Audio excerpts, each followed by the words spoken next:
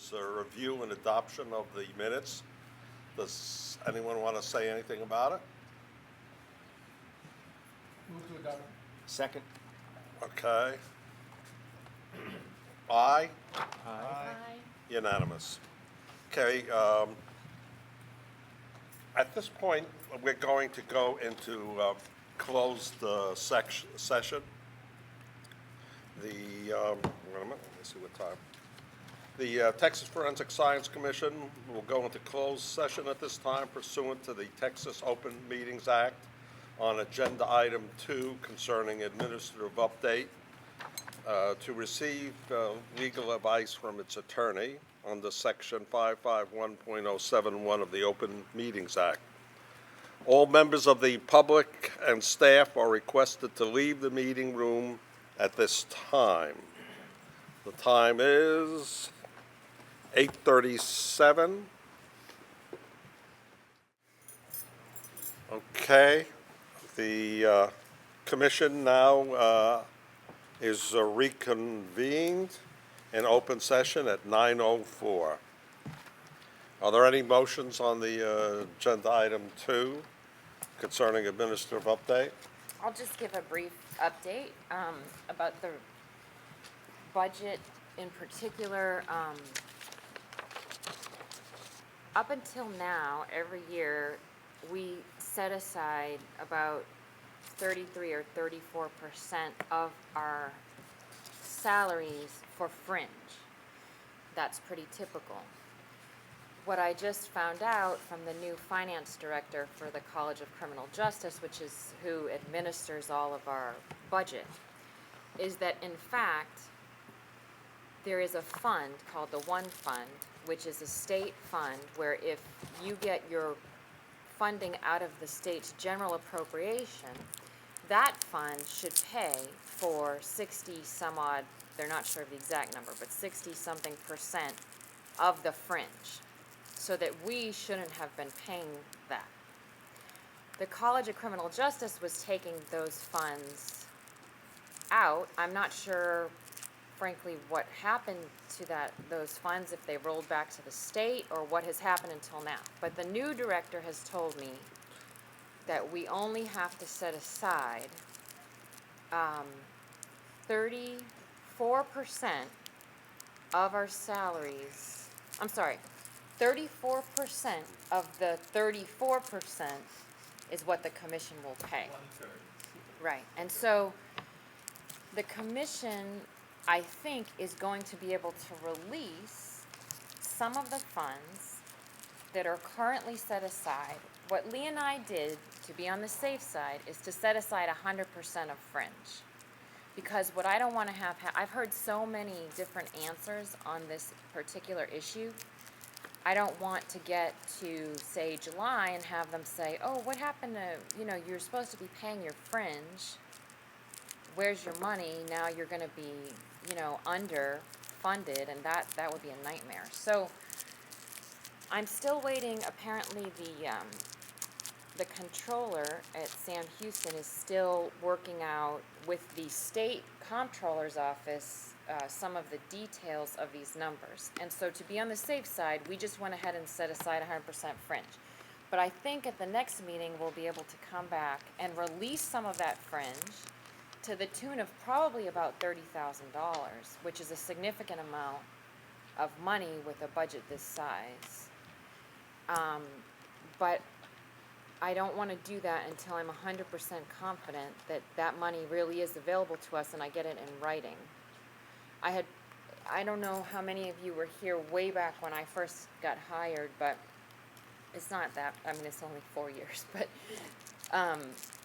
at that time, we promised the administration at Texas State that the university would not be paying for any commission salaries or fringe, that the commission's budget, the allotment that we get as part of the line item, would cover all of that.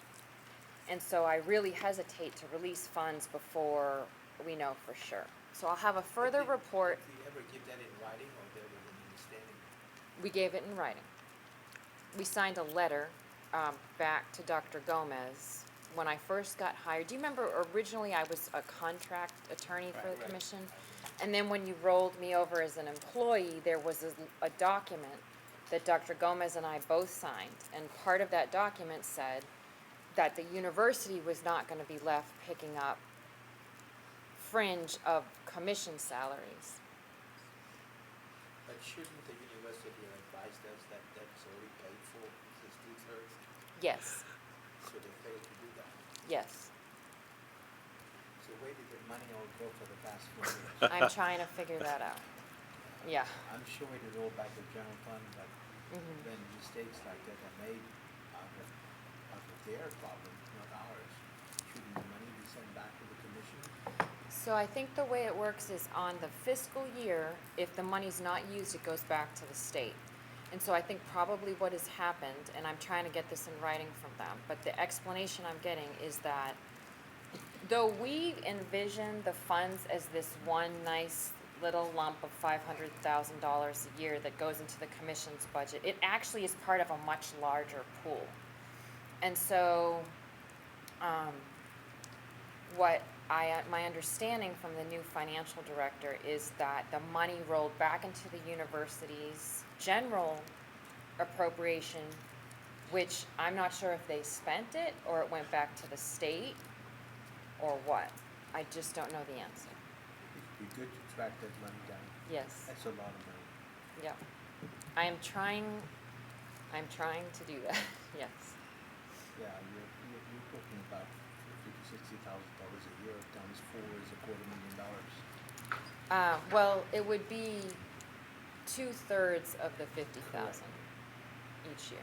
Are we allocating 50,000 Yeah. for the fringe Mhm. benefits? The fringe benefit is 1/3 of the total grosser. I see, so $260,000 is, That's that includes. 100% fringe and both Yeah. salaries. So 50 times 2/3, that's about 35 times 4. It's about $150,000. Exactly.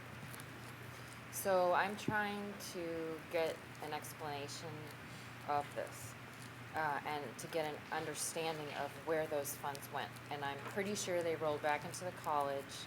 I don't know if they were spent or then in turn rolled back to the state. But I'm trying to figure it out. But you're gonna get it in writing. Yes. I got an email explanation that was so unclear that I got on the phone and asked for clarification, but I don't really feel like I understand it fully yet, and so I'm gonna ask for a written explanation and I'll present it to the commission as soon as I get it. They're still in the process of trying to figure it out, actually. There's a transition, so there was a director of finance for the college who was in that position for a very long time. She retired and now they have a new person and he's the one who is advising us on these issues now. Okay, you let us know next time whether Yes. the college is double dipping or not. Yes. Thank you. Any, So that's that agenda item. next one is, So there's developments in data management, so we have a functioning database for case management that's up and rolling. But what I need to do is get someone who can transfer the information that we currently have stored into the database. So I think,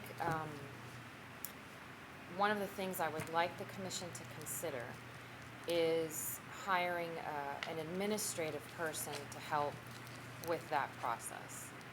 Because I don't think that Lee and I have the ability to do active investigations and plus pull all of that data over into the database, plus the other administrative items that we have. I'm still trying to figure out whether the best approach to that would be hiring someone on a contract basis who can come in project by project and help, or hiring a permanent admin person.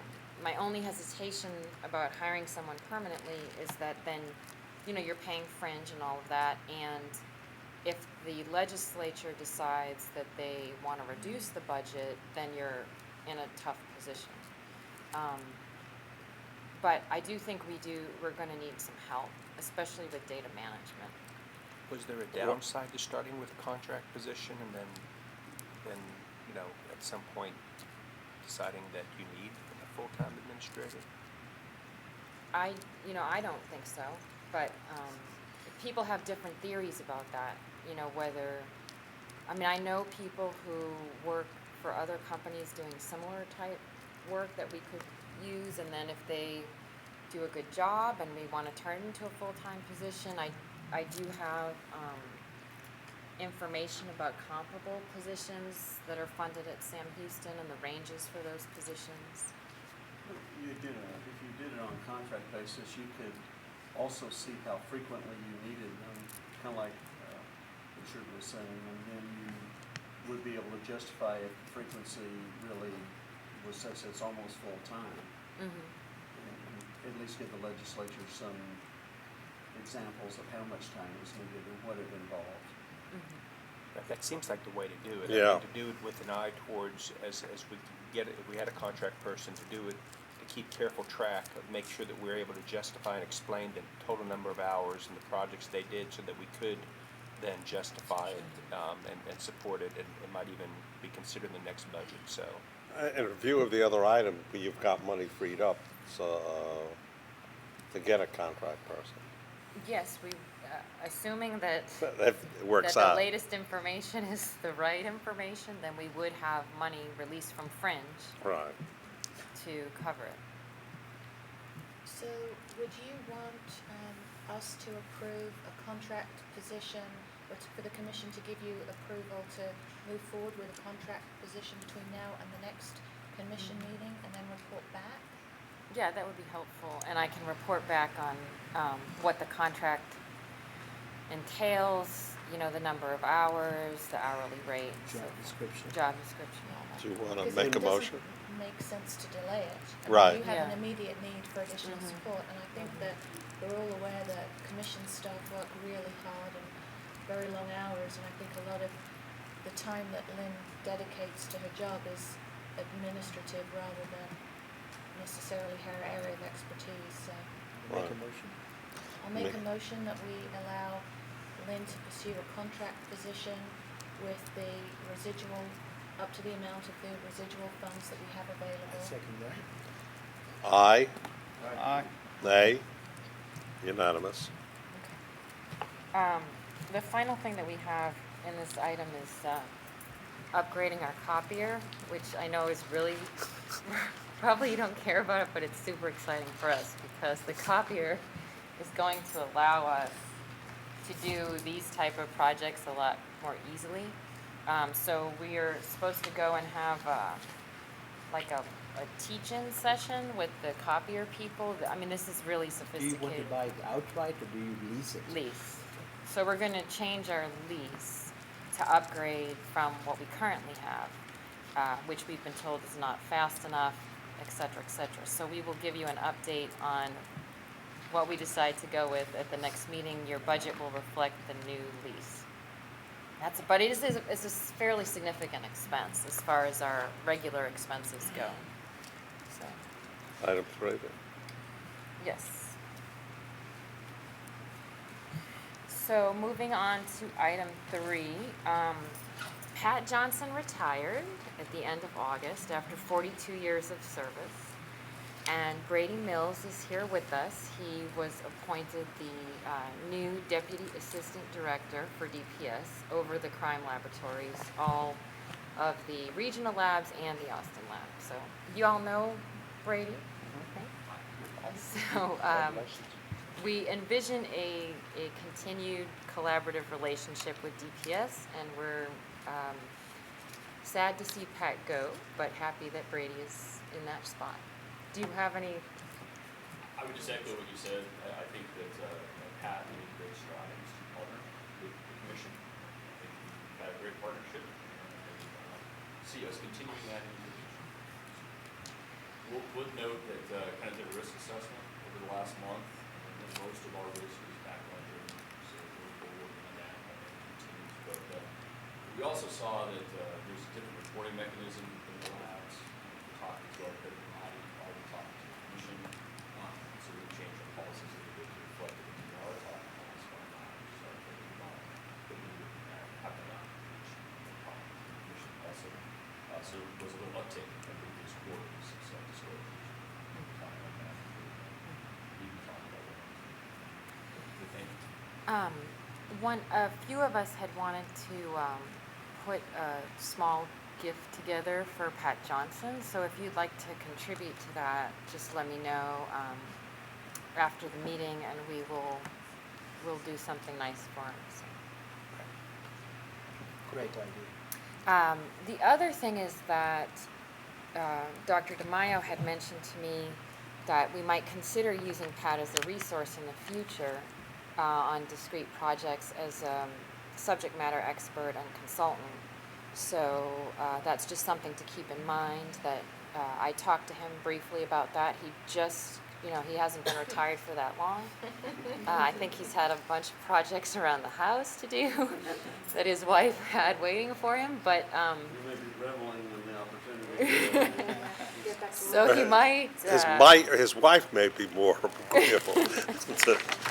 But I think they're going to do some travel, but he will be available as a resource if the commission would like that. And he also has been appointed by Judge Hervey to the Education and Training Committee of the National Commission on Forensic Science.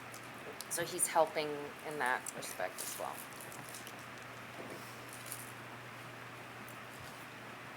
Number 4 is. Okay, with Dr. Eisenberg. Okay, so in between the last meeting and this meeting, we had, looks like 5 additional complaints, and we still had one thing left over from the last meeting.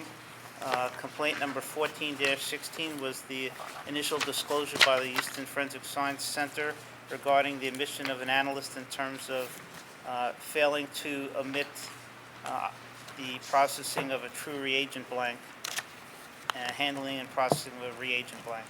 And at the time, if I recall, there was too many things that were still unknown, whether or not the report was actually issued, and we decided to table it and leave it for this next meeting. In addition, we have a complaint, 14-17, by defendant Renee Rivas, requesting assistance in obtaining DNA testing. We had a complaint, 14-19. This is by Roxanne Maddox, alleging the Bear County Medical Examiner's Office improperly withheld certain documents that, subject to Public Information Act, related to DNA testing performed by the late Fred Zane. It skipped 14-18, a disclosure by the Department of Public Safety breath alcohol program regarding a proficiency test that failed to meet the quality standards that they ultimately withdrew. 14-20, a disclosure by the Department of Public Safety's Tyler Laboratory regarding an issue identified in the weighing of packaging for a single cocaine case, which resulted in a lower reported weight than should have been reported. The cocaine had been packaged in 11 separate envelopes, and they followed what was the current procedure, where they took a representative weight of an envelope, subtracted it, and they got less than a gram, which is the legal cutoff. The officer felt that there was something ultimately wrong, and they reviewed, and they've ultimately coming up with new procedures. 14-21, a disclosure by the Department of Public Safety's El Paso Laboratory regarding a series of weight errors by a single examiner in the controlled substance section. And they've made some recommendations as to how to handle that. All right. In regards to 14-16, which involved the Houston Police Department, Houston Police Department Center, and the DNA lab, this was a case where an analyst at an outing indicated to his colleagues that he failed to properly process a reagent blank sample. He instead of processing the sample, he substituted a TE blank in its place, and ultimately the lab has been inspected by Askeladd Lab. They gave a date in order to respond, which is coming up October 22nd, but there's some belief that they're not going to meet that deadline. I'm not sure what that is, but essentially we're all waiting for a report from the lab as to the background reasons for not providing this letter by October 22nd. Can I just interject here? Sure. So actually, the laboratory, Askclad Lab asked a series of questions and for additional information. That was due at the end of October. In speaking with the laboratory, they have the information. The only piece of information that they may not have is the number of cases out of the 210, or the status of the retesting, because that's still in progress. It takes time. There is no question that they were going to get that information to Askclad Lab. The only Okay. issue that has since come up is that they have switched accrediting bodies. So they're not being accredited by Askclad Lab anymore, they're being accredited by FQS.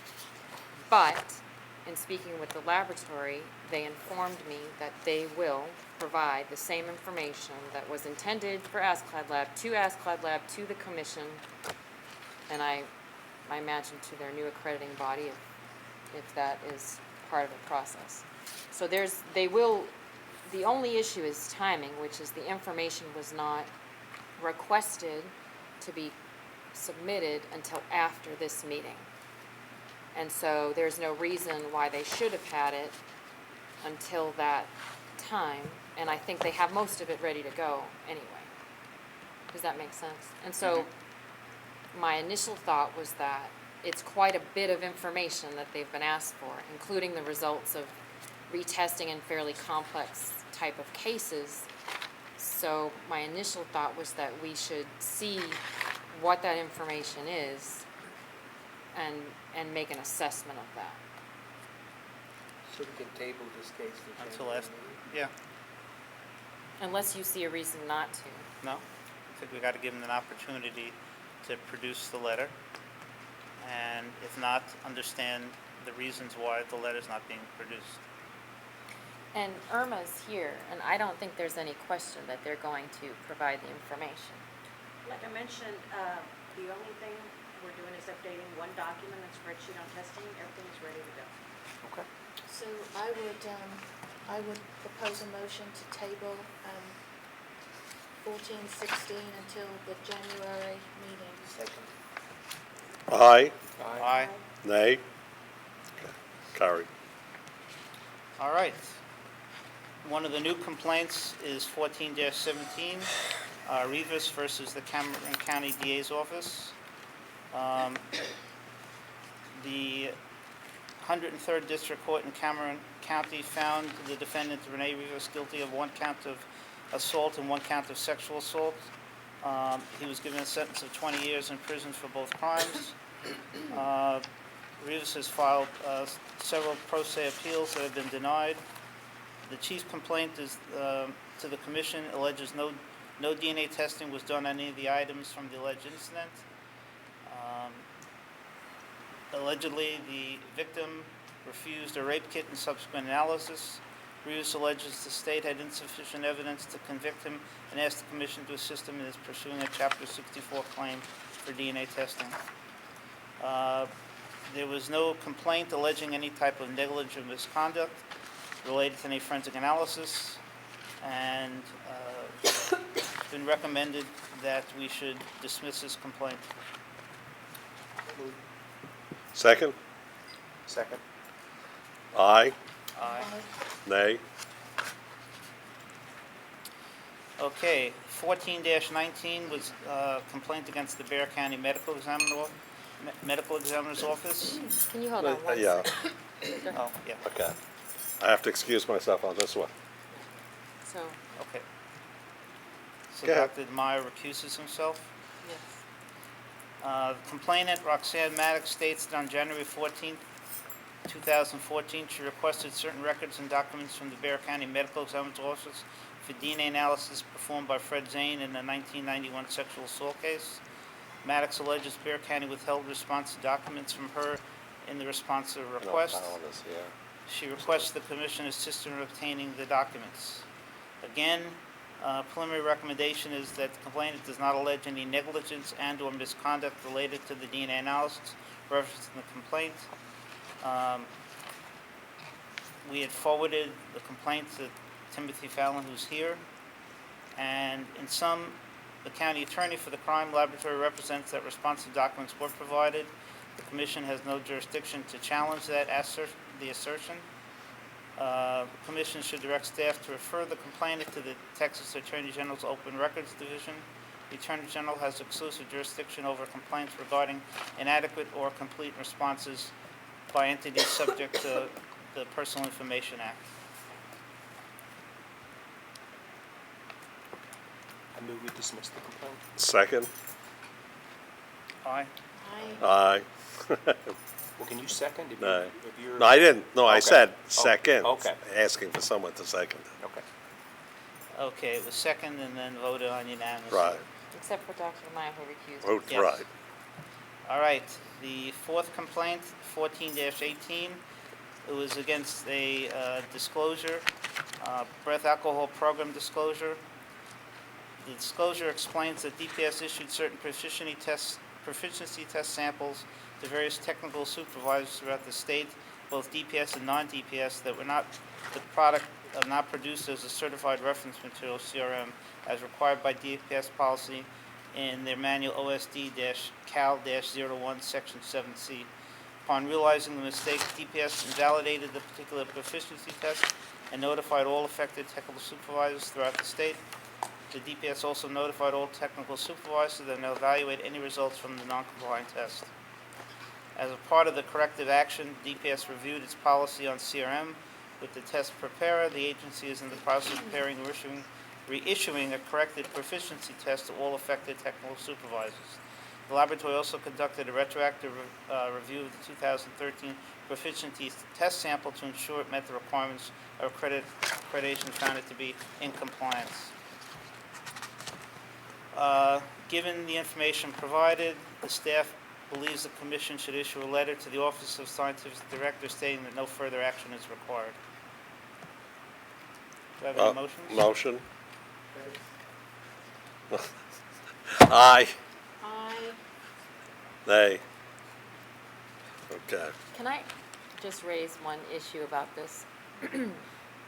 So, I'm sure that the proficiency test having to be reissued was a big deal for the DPS breath alcohol program, but I'm just not sure that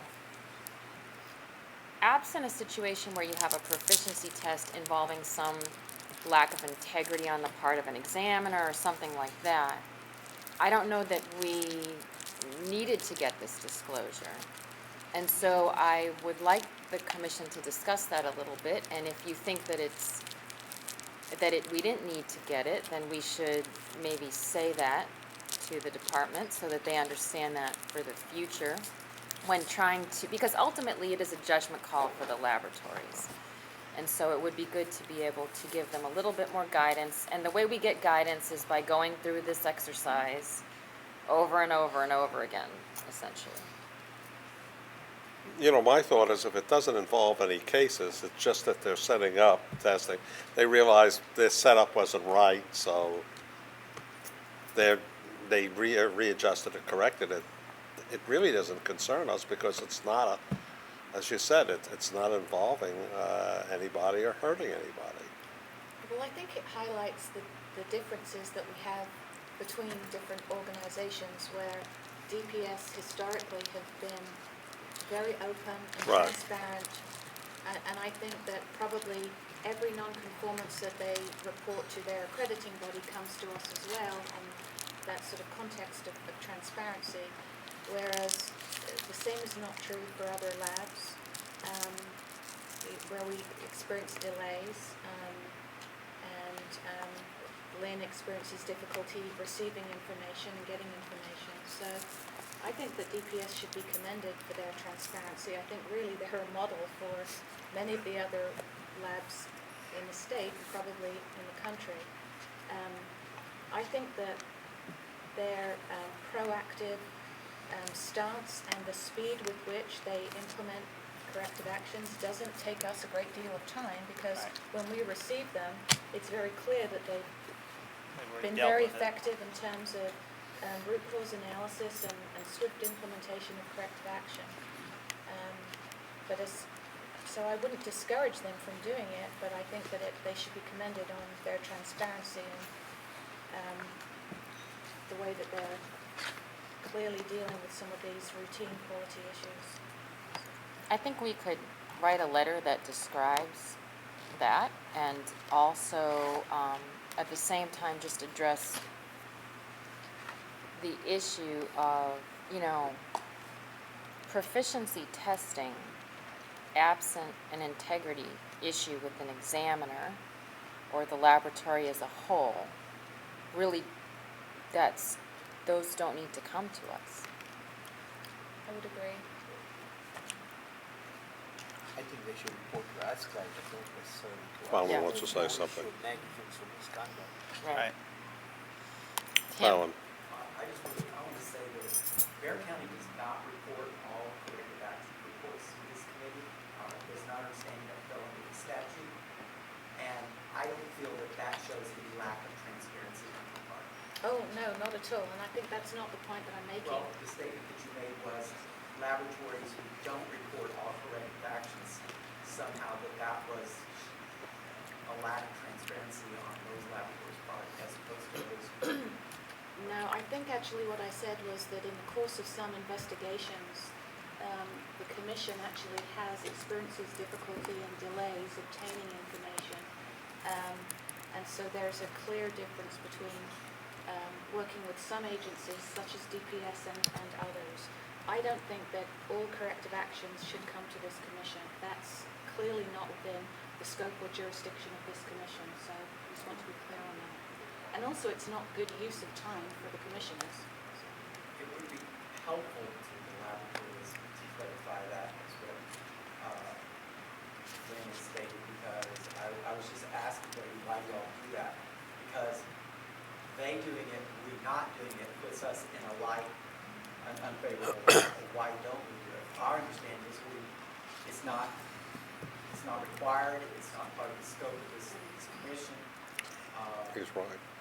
At our last meeting, we did issue a new section of the policies and procedures that addresses what we mean about reporting negligence or misconduct. And what it essentially says in a nutshell, and I can bring it up, I don't have it right in front of me, but it says that when the integrity of an individual analyst, the forensic analysis itself, or the laboratory as a whole is called into question, is when we would expect to see something from the laboratory. So I can get you that language, Tim, but, It's overly broad. well, it's Because It's in not that- every and corrective action. In that context, any corrective actions would fall under that broad scope, because it has to do with our quality system. I don't know that we should debate this right now, but the question of the integrity of the examiner, the laboratory as a whole, or the forensic analysis, to me, is not every corrective action. And I agree. Yeah. I don't think it needs any more clarification, No. and I don't think we should debate it more.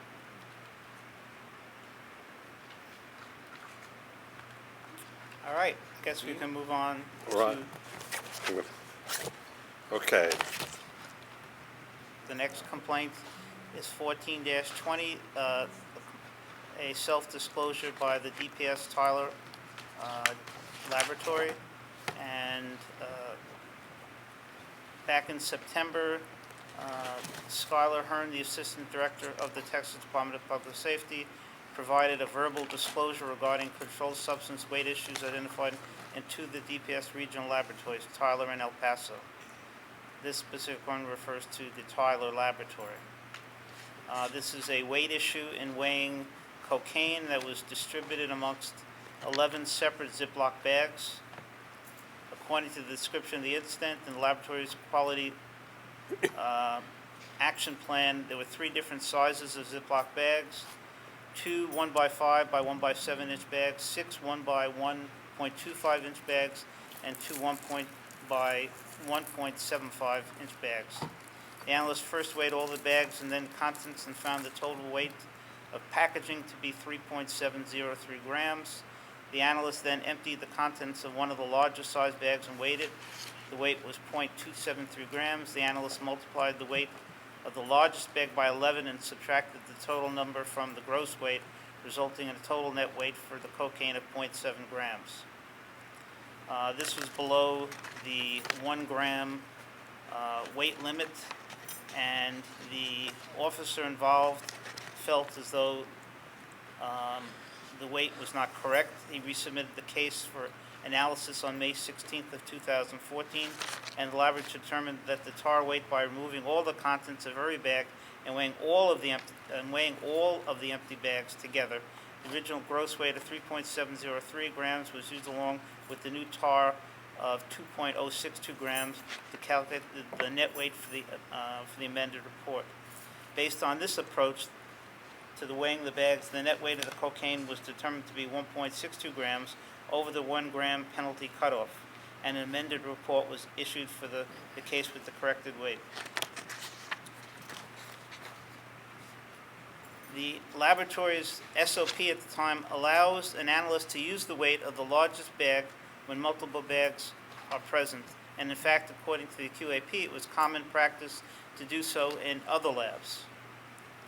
The analyst determined that the bags were similar enough in size that using the largest bag's weight would not affect the outcome. However, it did. The analyst made the decision based on visual appearance of the bags and by checking the weight of one of the smallest bags against the weight of one of the medium bags. The analyst believed the two weights were similar enough that any difference would not drastically affect the final weight. The analyst felt that 0.7 grams was not significantly close to 1 gram, the penalty cutoff, and therefore did not stop to weigh each bag separately. Because the analyst did not check the weight of the largest bag, he did not realize that it was in fact heavier and appeared almost double of the weight of the medium bag. As part of the laboratory's corrective action, a forensic scientist in the drug chemistry section was reminded to be vigilant in ensuring that accurate tar weights are calculated, particularly when one package weight is used as an estimate for other packages. The DPS system is also in the process of issuing a revised SOP containing more robust guidelines for calculating tar weights in cases involving multiple size packaging. In anticipation of this revision, the Tile Laboratory is holding off on making any changes to local policy or practice until the DPS system releases further guidance to the regional laboratories. Given the information provided, the staff believes the Commission should not issue a letter to DPS regional labs stating no further action is required, though it is possible the approach described in this case could have resulted in other defendants receiving a lesser penalty in borderline cases. Staff fails to see the value in conducting a retroactive re-examination of cases for the purpose of identifying similar borderline cases. DPS recognizes the need for greater clarity in cases going forward and is in the process of drafting a revised SOP to address the issue for future cases. So what does the Commission feel we need to do in this particular case? Nothing. No further action No is further. necessary. Want to make a motion? I'll make a motion. Second. I'll second the motion. Aye. Aye. Nay. Okay. All right.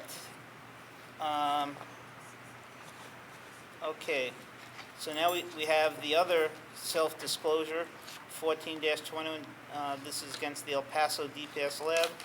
On September 22nd, 2014, DPS submitted disclosure regarding a weight error identified by El Paso Regional Laboratory. In sum, the analyst appears to have copied and passed the weight from an analysis performed on the previous day. As a result, the laboratory issued a report to the customer with an incorrect net weight. Error was discovered when the law enforcement agency notified the lab that the net weight was not what it expected, and the laboratory reanalyzed the evidence and realized it was incorrect. The law enforcement customer had not yet reported the results to the prosecutor, as the defendant's case was not impacted by the incorrect weight. As part of the quality action plan, DPS sent 100 of the analyst's cases to the Lubbock Regional Laboratory so that they may verify the weights and determine whether there is a pattern of similar errors. To date, the lab has found 2 additional errors for a similar type where the analyst appears to have copied and pasted the wrong information from a prior worksheet. The analyst had already separated from DPS before this issue was discovered for reasons that did not have anything to do with this particular incident or her performance at the laboratory. The laboratory no longer uses the worksheet that contributed to the copy and paste problem and has developed a better report generation process in the LIMS so that the worksheet is no longer necessary. So the staff recommends that the commission refrain from making any decision on this matter until the laboratory has an opportunity to reweigh the 100 cases that it sent to the Lubbock Laboratory, determine the extent of additional errors, if any, and assess root cause. Once DPS reports the outcome of the process, the commission will then determine whether any future action is appropriate. Can I add one factual point? Sure. At the time that I received this information, I knew that they had 2 additional errors, and I thought that they were both attributable to the copy and paste problem, but when I spoke to the lab manager after sending your materials, she said that she was able to confirm that one of them was attributable to that, but she's still looking to try to figure out what the second one is attributable to, because the first one, she found the copy and paste issue from within the same case, so it was easy to identify. And the second one, she has to do a lot more digging, and it's really time consuming to try to get to the root cause. So they're working very diligently to address these issues, but I think they're gonna have more information as the cases are reweighed. I just have one question. Based on reading this, if I'm interpreting correctly, now the data is direct entry into LIMS rather than in the worksheet at all. That's right. Yeah. She said that the worksheet was a common tool that they used to use, and they've phased it out over time with Justice Tracks. Do we have a motion from the commission? Are you recommending we table Well- this till? Yes, so give them the opportunity to look into, let them reweigh the 100 cases, let them develop a plan as to why they occurred, and then report to the commission. So I believe we should table this until the next meeting. Okay, someone make a motion? I make a motion to table. Second?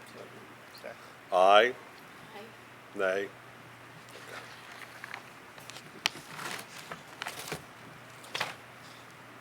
You're up. Okay, number 5 is a discussion of the Attorney General's opinion request regarding confidentiality of pending laboratory self-disclosures. As you recall, I had submitted an opinion request to the Attorney General asking them whether they read the statute.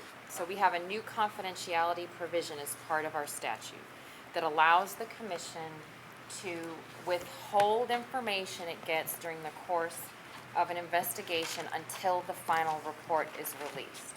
And also, just to keep in mind, we often will assert a PIA exception on behalf of a law enforcement agency if that agency asserts an interest or a reason that they want to keep the information from public release. So the bottom line on that is that I wanted to make sure that the Attorney General reads the statute to cover both disclosures by laboratories and complaints from third parties or defendants or their families or whatever. And the Attorney General has confirmed that yes, they read the statute to allow the commission to withhold from disclosure information that is given to us in the course of a laboratory self-disclosure until the final report is released. And then it is my practice, and good practice, I think, for any agency that holds law enforcement information to then, if we release a report and there's a PIA request that comes out, and our particular confidentiality statute no longer applies, the commission should make sure that there aren't any pending law enforcement interests at stake, allow the law enforcement agencies to weigh in on whether they want to release the information or not. They make the decision, and then we act based on what they decide. And I can tell you that in my experience, typically the law enforcement agency says release it. But we want to always give them the option, just in case there's a reason for, for a pending criminal case. Would they have the option to appeal that? If we wanted to release it and they still wanted to maintain it? We must withhold anything we have until a report is issued. that's required under the AG opinion. After the report is issued, we defer to law enforcement. If law enforcement is told by the AG that they cannot withhold it, that's the end of the matter. The AG makes the decision. It's always the AG's decision.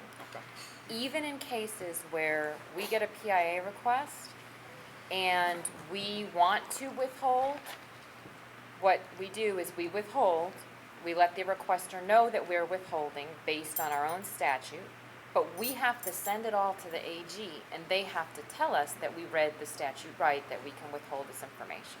What, We the don't, you don't 60 get, 6 months to answer, correct? it hasn't taken that long. It does take a couple But they have months. the right to. They can answer when they're supposed to answer within 45 days, but it doesn't always happen that way. Okay. But the bottom line is that this gives the commission a lot more, I'm glad we have it because I wanted to make sure that withholding disclosure material is permissible without a law enforcement interest, separate and apart from that piece. Does that make sense? Yeah, we get similar requests, maybe a dozen a month, and we send dozen letters to AGs every month. Mm-hmm. And they reply, they have a We have a process. wonderful person called Ashley who does all that for us. Okay. So I don't think We have a that- wonderful person called Lee who does all that for us. Thanks, Julie. Anything else? Think we're gonna go on the arson, or do you wanna? Sure. Sure. Yeah, Nick, number 6. Not a whole lot to update from the last time. We're still working with the State Fire Marshal's Office to review their internal SFMO cases. We've made it from 2002 to 2005 and not noted any issues with any of the investigations on those cases. We're waiting on the 2006 files right now. We presented last week, beginning of last week, at the International Symposium of Fire Investigators. It's a joint presentation with the Science of Resi Work Group and SFMO. I was there as well. We were the keynote address. It was well received. I think what is going on in Texas is being picked up on in other places. We had a lot of great questions. There's a lot of people who are interested in it. So I think that's all moving in the right direction. I don't have anything other than that, really. One of the cases that was reviewed by the SFMO, SAW Work Group, is currently being retried this week in Waco. It's a draft case. We're still waiting for the trial court's writ findings on Sonia Casey. So that's pretty much where everything stands currently. Any questions? I just wanted to make a point that the Innocence Project and the Texas Fire Marshals Commission are working in tandem, and this relationship has been extraordinarily good. I think there was a lot of fear at some point, and I want to applaud both our new Fire Marshal, State Fire Marshal Conley, as well as Innocence Project for working. I also want to make a point that way back when we were discussing the Whittingham case, there was this thing posted in New York Times, and I forget exactly what paper, and Innocence Project in New York painted this picture of some thousand people languishing in state jail because of this scientific problems. And Texas Innocence Project pointed out at that time that that's totally untrue. At most, you can count them on your finger, and they were completely correct. So I applaud the Innocence Project for its foresight and for working closely with the State Fire Marshal's Office. Well, thank you. We're happy to hear that. And Dr. Pirwani, your leadership for making it happen, because that partnership wouldn't have happened had you not initiated that back then. But I think you're absolutely right. When you can review 3 years' worth of investigations and not find a single problematic case, that really should restore public confidence in fire investigation in Texas. So it's really good to know. Thank you. Thank you. Good job.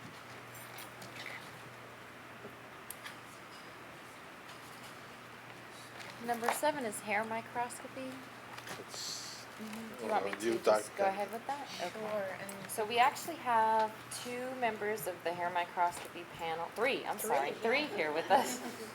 Nick Vilvas, Deborah Lind, and Melissa Valadez. Mike Martinez was going to be here, but he had to stand by for court, and so he can't leave San Antonio just in case they call him.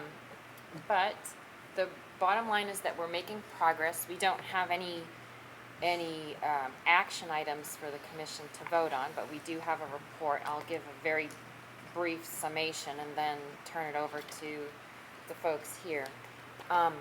The group has split up into two sub-teams, the blue-green and the blue team and the green team, and they have case lists. And those case lists are being worked through sort of one by one for the very first assessment of whether there's a positive probative association in evident either in the information that the laboratories gave us in their spreadsheets or in cases where laboratories just gave us all of their lab reports, looking through those lab reports to make that assessment. And so they're working together on that piece of the project. There's a checklist that they use everyone uses the same form so that everyone's looking at the same questions. One thing that has popped up, we moved all of the current death row inmates to the top of the list for obvious reasons, and we did find one additional person who's on our list who we did not realize is currently on death row because his name on the lab report was not spelled the way it is spelled in the TDCJ database. But Nick, through his independent research, was able to figure that out.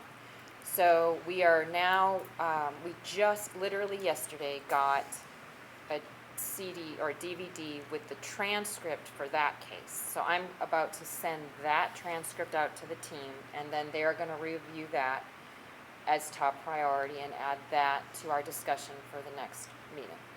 Ultimately, what I'm doing is preparing a memo that includes in detail the process that was used to analyze each death row case and what the conclusions were. And the reason we are propelling that to the front is because for those of you, I'm not sure if you're following what's happening at a similar review on the national level, but the FBI has been skewered for not paying attention in a timely manner to the cases that were death row cases that they had on their list to review, and we don't want to repeat that mistake. And the group agrees that we can easily review and resolve those. What is the name again of his death row case? This latest one, Yeah. it's Luis Perez Castro. Castro? What are the, I've forgotten what the total number that were death row cases. 5. 5. Assuming that our information, that we don't find any others similar where there are misspellings or anything like that. Did I get that right? Do you all want to contribute to the description of what we're doing? That would be great. Absolutely. So where we're at, we're doing the initial screening, looking for the probative, the positive probative associations. And what we have now are the lab reports. We're working through those, reading through the language. Number one, looking for the positive probative association, and then looking for the language in the report. What did it say? Noting it for any of the troubling language that we've noted before, looking for trends, stuff like that. But mainly to make sure it wasn't any limiting language, and to note it so that the case will then move through the next phase. And so far, I think we haven't made it through our each respective list yet, but I know I've made it through about half of the one that I'm working on, and I'm seeing about a 40 to 50% rate from total number to whether or not there's a positive probative association. I don't know if that will translate to the entire list because it will vary from county to county, based or lab to lab based on what they submitted. But I think we're going to be able, once we get through this next phase, it's going to take a month or two more just to get the initial screening of the cases that the reports are available. We should be able to start tracking down transcripts in the next couple of months, I think. But I think we're going to have a manageable case list. I don't think it's going to be, I don't think we're going to have to read transcripts on every case that is on the list. And I frankly haven't seen anything yet. Like I said, I've only gone through about half my list. But I haven't seen anything jump out at me so far that just lets me know that we have a huge problem. I think it's about what we all expected. And initially that there may be some language issues, but so far, I haven't seen anything that's just raising major red flags. And some of the laboratories already provided us, they had done the analysis themselves of which cases were positive and probative, and that's all they gave us. But that is certainly not true of everyone. And so we need to make sure that we have a list, a full, complete list of positive probative associations before we move forward, because transcripts, we've been able to get the transcripts on the capital cases, the ones that we've promoted to the front, pretty easily, but I don't imagine that's going to be true for the further on down on the list you go. We might have to buy them. I'm not even sure how we're going to get some of those. So, anything else? I would just like to say that, actually what I've been reading, from different labs, I was very impressed with their work. And being able to have what has been given, even the worksheets from the 1970s. It's really, one has to give applause to DPS or whoever has maintained these records. So whoever custodian of the records has been, has done a very good job. And I hope 50 years from now, or 40 years from now, with this new modern technology, that we do as good of a job as they did 40 years ago in maintaining the records and the evidence. I just wanted to say that. And I would just mirror what Nick had to say, because we're on separate teams, so we've got different sets of cases, but everything that I've reviewed so far, there isn't anything that jumps out as concerning as far as just the language in the report. And obviously, we still have to get to some of those transcripts, but that's encouraging, and that's all across the labs. And when we reviewed the transcripts, what is an interesting dynamic that you see is that sometimes it's the lawyer who asks the question in a way that has questionable language. And then the scientist is forced to answer and then, almost in a sense, rebut the presumption that's embedded in the question. You see that much more. We haven't seen in any of the cases a scientist come out and say something inappropriate. We do see questions posed that I'm sure the scientist is like shaking his or her head, trying to have to answer it. That happens a lot. I think it's not infrequent, actually, what you all, from the 4 transcripts we've reviewed so far. But we'll see as we go further into the process. But Judge Hervey wants to know about those cases so she can train people about that stuff. So we will point out examples so that she can use them as training tools. Both in Texas and at the national level, now that she's running the commission, the National Commission's Education and Training. That came out when we gathered all the different disciplines together and had discussions, since that was part of the disconnect and part of the issue with the analyst and the attorneys meshing was maybe inadequate pretrial discussions and how a lack of understanding of the nature of what can be said and what can't be said can lead to some very difficult situations, because no attorney wants their expert to look at them quizzically when they ask a question, Right. and then rephrase it. But it does happen on a fairly regular basis, and I think a big part of it is the analyst taking some lead in the pretrial discussions and making it clear, here's what I'm able to say, here's a proper question that will elicit what I'm willing to say, and this is where I won't go. I think that point has come up, and what's interesting is that our prosecutors said that they often barely have any time to prepare a witness, an expert, coming from the laboratory. So what did they say? Maybe they spend 30 minutes before, or 20 minutes, or I forget how much, but it was not very long. It was rare to actually meet one-on-one for the trial, which is my experience. And this was they were talking about capital cases. I don't understand that. It's certainly not true that the Tarrant County DA's office and all that. Yeah, I never called a witness without meeting them. I'm sure you haven't.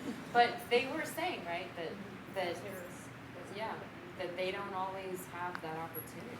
Is this with, I mean, does it matter whether it's a lab that's locally there as opposed to one that's some distance away? I mean, is there? I don't think we got into that discussion, but I think in general, it was almost as if they were relying on the forensic expert to be able to come in and cover testimony, so it wasn't necessarily a priority, but, you know, they were trying to put together the rest of the case and weren't able to spend as much time as they'd like to really become experts at the forensic science themselves. Or to even know where the appropriate line is to draw.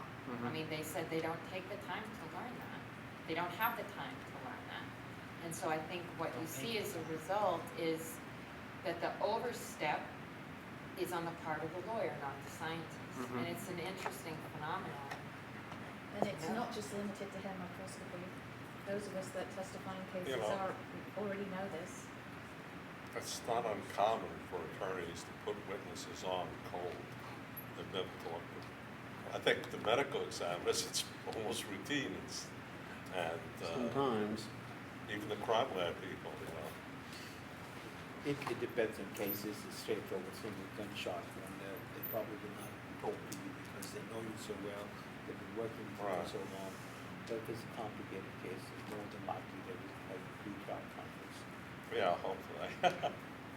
I wasn't able to attend the last, the hair microscopy panel meeting last month, but at the previous meeting, Melissa did a really exceptional job of articulating some of the really important differences in the way that the results are reported. And I almost wondered if that presentation needed to be shared with a broader audience, maybe through the training institute that I'll talk about later in the forensic development, because it was really well presented, a lot of thoughts and careful consideration gone into that, because it's a really complicated area. And I'm not sure how consistent it is between labs. I think probably more so now than going back, but it was really well done. Yeah, it's a very Yeah, good presentation. you know, I'm wondering, the attorneys are like this, whether part of the problem is understaffing of district attorneys' offices. So, Richard hasn't commented at all.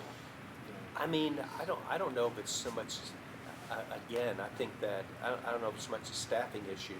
Sometimes the level of time to prepare for a case has a lot to do with how quickly the case is called to trial and notice issues on that. But I just think, again, I think my belief is that the culture in the DA's office and the way, there's a way of doing things, and that can differ, I mean, just between, you know, the Tarrant County DA's office and Dallas DA's office, and not necessarily that one is doing it better than the other, but there's very different ways of approaching cases. And the culture that I was raised in at the Tarrant County DA's office is you always meet with your witness. I mean, that's just a given.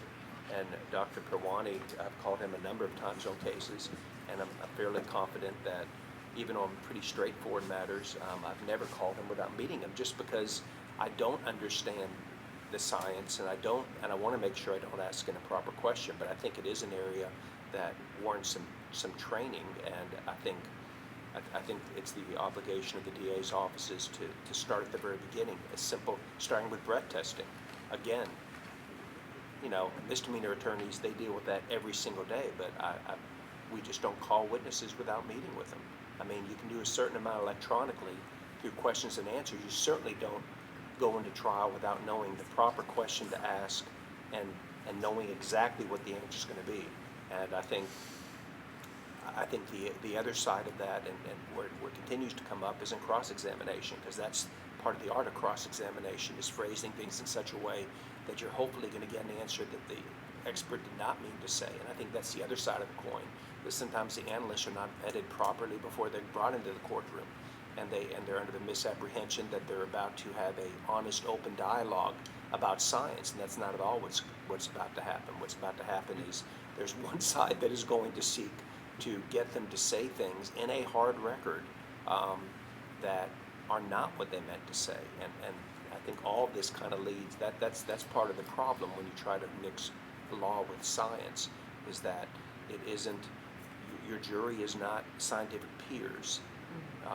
It's lay people. So, and I don't know if that's fixable, because it isn't both sides do not have the same interest, and the interest is not always truth. So, I will say that sometimes the forensic analyst took the cross-exam as their opportunity to clarify.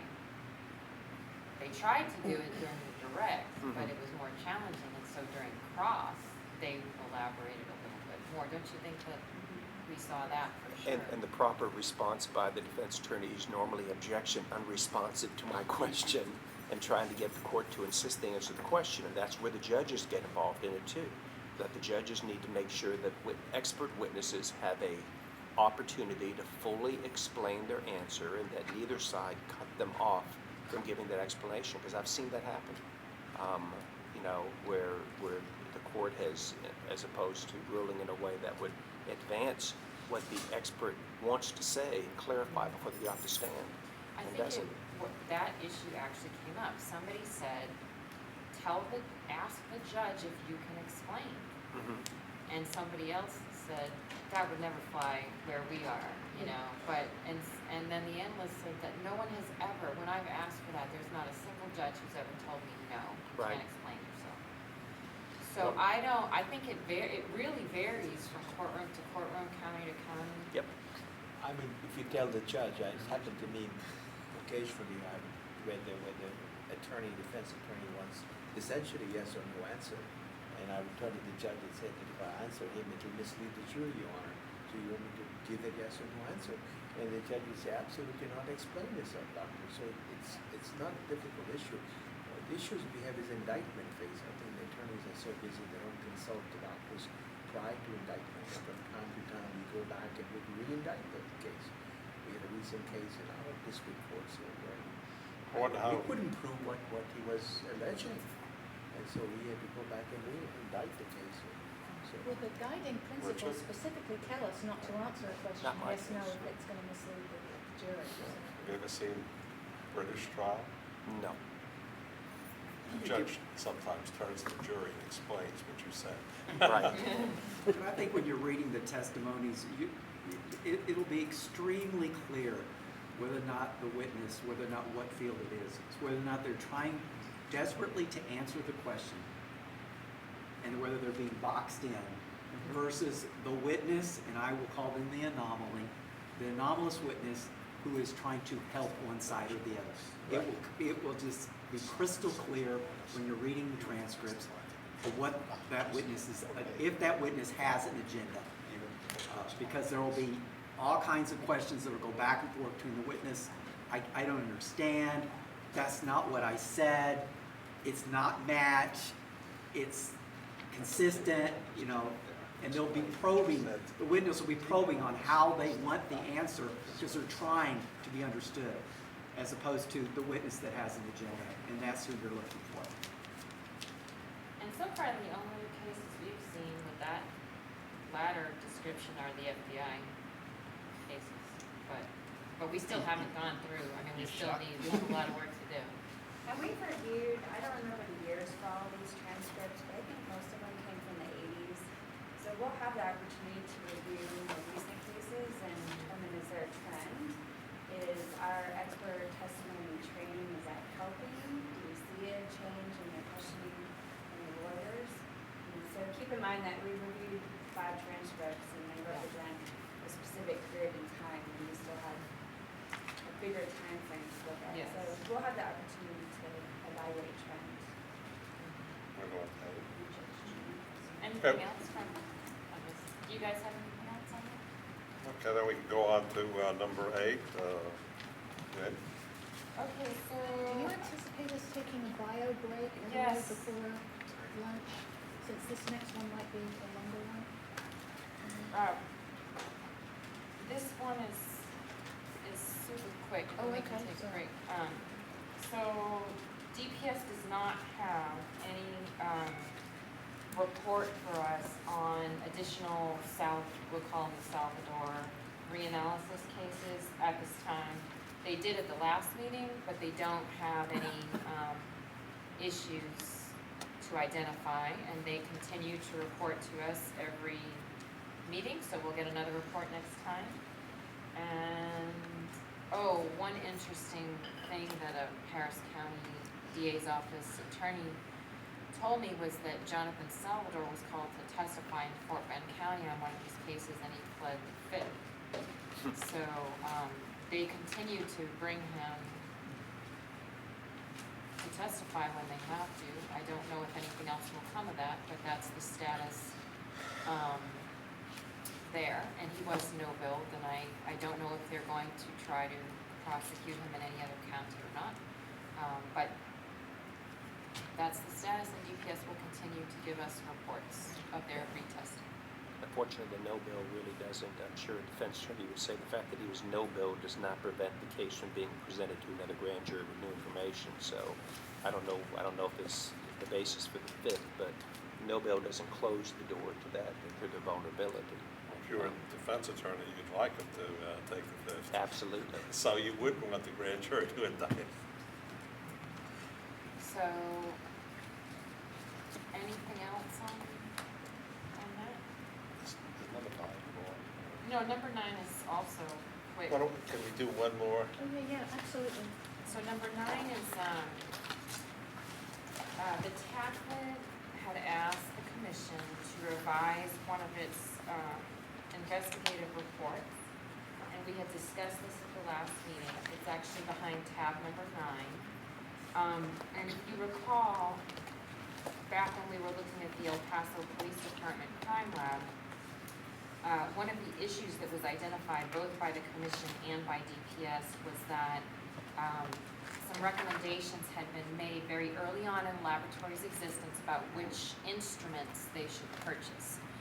And apparently those purchases led to some difficulties in the laboratory. IFL had been brought in to do an audit of the lab, and they had recommended taking one of the instruments out of commission, and that was an ion trap GCMS instrument. When the commission and DPS originally wrote this report, there had been language about that particular instrument not typically being used for forensic drug analysis. And one of the TACLID members said, well, wait a minute, it's not the instrument's problem. In other words, there are forensic laboratories that use this particular instrument successfully. So let's not overstate that issue. It was really an issue internal to the laboratory about their ability to operate both types of instruments that they have. And so the language that you have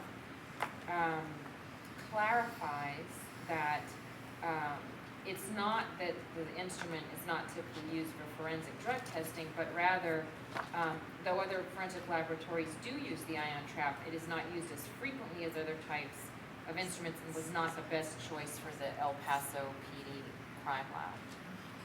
So, and DPS also addressed the issue in a revised audit that you had as part of your materials last time. So we just didn't want to blame the instrument, essentially, for what was essentially an operator difficulty. You had a tiny little lab, and that was a big part of the problem. Okay.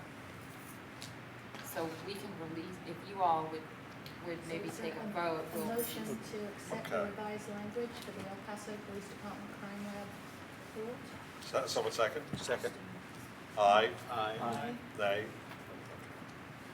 You want to take Let's a take break? a break? Take a break now. Okay, do we have enough? Five. 1, 2, Give 'em 5. 3, 4. Oh, yeah, we've got enough. Six. I need the other person who's on our panel here. Who's not here anymore? Six, we got 6. I'm sure he hasn't. Richard, you're next. I know, that's what. Okay, we'll zoom now. Mr. Albert will present. Okay.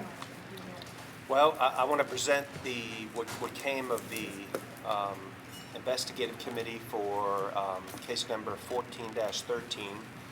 And on September 8th and 9th, Dr. Perwani, General Counsel Lynn Garcia, and myself made a site visit to SC to investigate a disclosure reported by an analyst. And in the course of describing our site visit, rather than talk about names in particular, I'll be referring to the analyst, and the other person's name I will not be mentioning will be the supervisor, but I'll be consistent in my use of those substitutions. But the analyst had that a report had been issued by the lab with the wrong defendant's name on it. Also present in conducting your own investigation at the time was ASCLD Lab Representative Patty Williams. In the course of the investigation, our panel interviewed 10 individuals, including the analyst who made the disclosure and her supervisor. After our site visit, General Counsel supplemented our fact-finding through phone interviews conducted with 3 former members of the lab and 2 board members. She has shared those details of those interviews with our panel. There was also a phone interview with General Counsel Dick Bax from the Harris County District Attorney's Office on October 1st, 2014. Based on all the information we gathered, I'm going to offer the following review of our findings. And as much as possible, I've added some chronology because I think you have to kind of go back a little bit to get to where we ended up to have it make sense. So just bear with me as I kind of go through that. Can I just make one comment before you Always. go on? Okay, so I had spoken with Chairman of the Houston Forensic Science Center, Scott Hochberg, and the board has made a decision to ask the City of Houston's Office of Inspector General to take a look into this matter. And it will take them some time to do that, though I don't believe it will take them a tremendously long amount of time. Initially, Chairman Hochberg had asked whether it would be possible for the commission to defer its review of the case or its investigation until the OIG did its own investigation. But then subsequently, the chairman withdrew his request for that. The board wanted me to convey that they take this issue very seriously and they are working diligently to have the city take a look at it. And that, I think, typically what you see with Inspector General reviews is that they are very thorough, and I imagine the City of Houston's will be as well. They tend to focus on the issues a little bit more from a personnel standpoint or from a laboratory policy, generally departmental policy type standpoint. They're not necessarily going to have the subject matter experts who understand the accreditation standards that a laboratory is subject to. But just so you know, the board is aware of this and they're working toward resolution. All right? And please interrupt me and correct me as much as possible during this process. Okay, so again, because some of the findings of our investigation had to do with the responses related to the analysts, I'll start by pointing out that based on our investigation on July 9th, 2012, the analyst in question was hired. On June 26, 2013, that analyst was cleared for independent casework under ISO accreditation. The getting to the meat of what brought this all to a head, we go to October 5th, 2013. An HPD officer turned in a submission form that incorrectly said that a blood sample belonged to one Francisco Roman Reyna, which actually belonged to a defendant, David Hurtado. Specifically, the submission form had Reyna's name on it, while the actual vials had Hurtado's name on them. There actually was no blood sample for defendant Reyna's case, as it was a breath test case. At the time of the submission, another analyst accessioned the evidence and noted the discrepancy in the case folder. On December 9, 2013, the analyst analyzes the evidence that had this name discrepancy and then sets it aside. I want to point out that this, and the fact that it was analyzed, was proper under lab policies at that time and place, but it should not have been released. Staying with the chronology, December 31st, 2013, the person who was the current toxicology manager departed, and when the current supervisor was named the interim manager. On January 3rd, 2013, the ADA assigned to the Hurtado case from the Harris County office asked the supervisor about the test results for the Hurtado via email because he can't find the results in LIMS. The supervisor replied that he'd found 2 cases in LIMS for a person named David Hurtado, but not with the incident number 124607913. The reason that could not be found was because that number was assigned under the name incorrectly of Roman Reyna. On January 10, 2014, for reasons that we still were not able to completely understand, yes. I'm sorry, I just want to make one correction. Yeah. To that. 124607913 could Mhm. not be found by the supervisor because it did not yet exist Exist. in the LIMS. Okay. The number that had the blood alcohol attached to it was actually a number assigned To to the Reyna. defendant who did the breath alcohol. Okay. Does that make sense? Mhm. Okay, so January 10, 2014, the analyst did sign off on the report while it still contained the wrong name. She made it very clear to us she understood that, admits the signing off on the case was a mistake on her part. Once a report is signed off on, it's placed into the cave for a technical and administrative review. Her supervisor did both the tech and administrative review of the case on the same day, 7 days after the ADA was inquiring about the Hurtado case, and failed to note the discrepancy that was documented, and the report was released to LIMS. Then we get to March 13, 2014, when the analyst was asked by the ADA to create a PowerPoint to use in her testimony in an upcoming trial. This part of it deals more with our concerns about the response towards the analyst we're going to talk about later, and not so much with the mistake in the report. So the analyst is asked by the ADA to create a PowerPoint to use in her testimony in an upcoming trial. She had not done a PowerPoint before, so she ran it by the supervisor requesting feedback. In the discussions that occurred in that meeting, her supervisor was concerned about her understanding and ability to explain how the PerkinElmer instrument worked. He provided the analyst with a case study to assist her in being able to better explain the issues he was concerned about. And then there was no further follow-up training on this particular issue once she completed the case study. On March 26, 2014, the aggravated DWI charge against Hurtado was dismissed because of the inability to find the blood. When I say aggravated, I'm talking about the fact that the result of the analysis showed it was above 0.15, which made it a Class A misdemeanor DWI case. And we found this out by talking to the DA's office, and they went with another charge, failure to provide information after being involved in an accident. It was not only a high BAC case, it also involved an accident on his part. So the DWI case is now gone because of inability to locate the blood sample. March 28, 2014, the officer who had mislabeled the evidence clears up the issue in an email that goes to the supervisor. This email was in response to an earlier request by the lab for clarification. In our investigation, we found out that there had been previous issues with this particular officer having such mix-ups, and there were repeated attempts to get this information, but we didn't get an answer in writing that I know of until March 28th. This did not trigger any action. This email, the email from the officer clearing up that was nothing changed as far as the status of the case on anyone's part.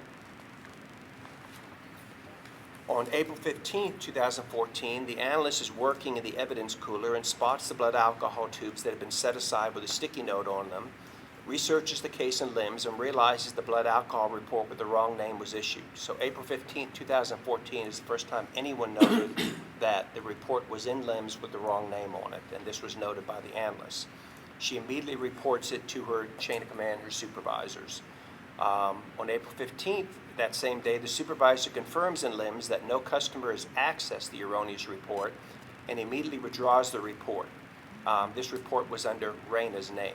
So the mistaken information under Reyna's name is removed before it can be acted on, but as I've already noted, Hurtado's case, based upon the mislabeling, has already been dismissed.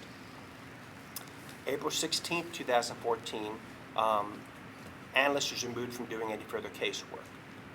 At our site visit, we were told that this was not because of the error in the casework that's the subject of this investigation. There was no written explanation at that time as to why she was taken off casework, and there were no corrective actions given to the analyst that would have told her what she needs to do to get back on casework. It is the analyst's belief and understanding that this removal was related to the release mistake referenced above. And at the time of removal, she believed that all she needed to do to get the issue was to get that issue resolved for her to get back on casework. In support of this, we received an April 16th email from supervisor that referenced that case we discussed prior to advising her not to do any further casework until documentation of the issue of that problem with that case was concluded. Analyst colleagues we interviewed also believed that this was the reason for her removal from casework, that there was a mistake in this. That was their belief. Soon after that discussion, analysts discovered a March 28th email correspondence between the submitting officers and the ADA, the interim manager, and I referenced that earlier. That was where they cleared up the issue about the blood mix-up. So, again, from her standpoint, it seemed, well, okay, we know how this issue has been resolved, so she expected she might be put back on casework.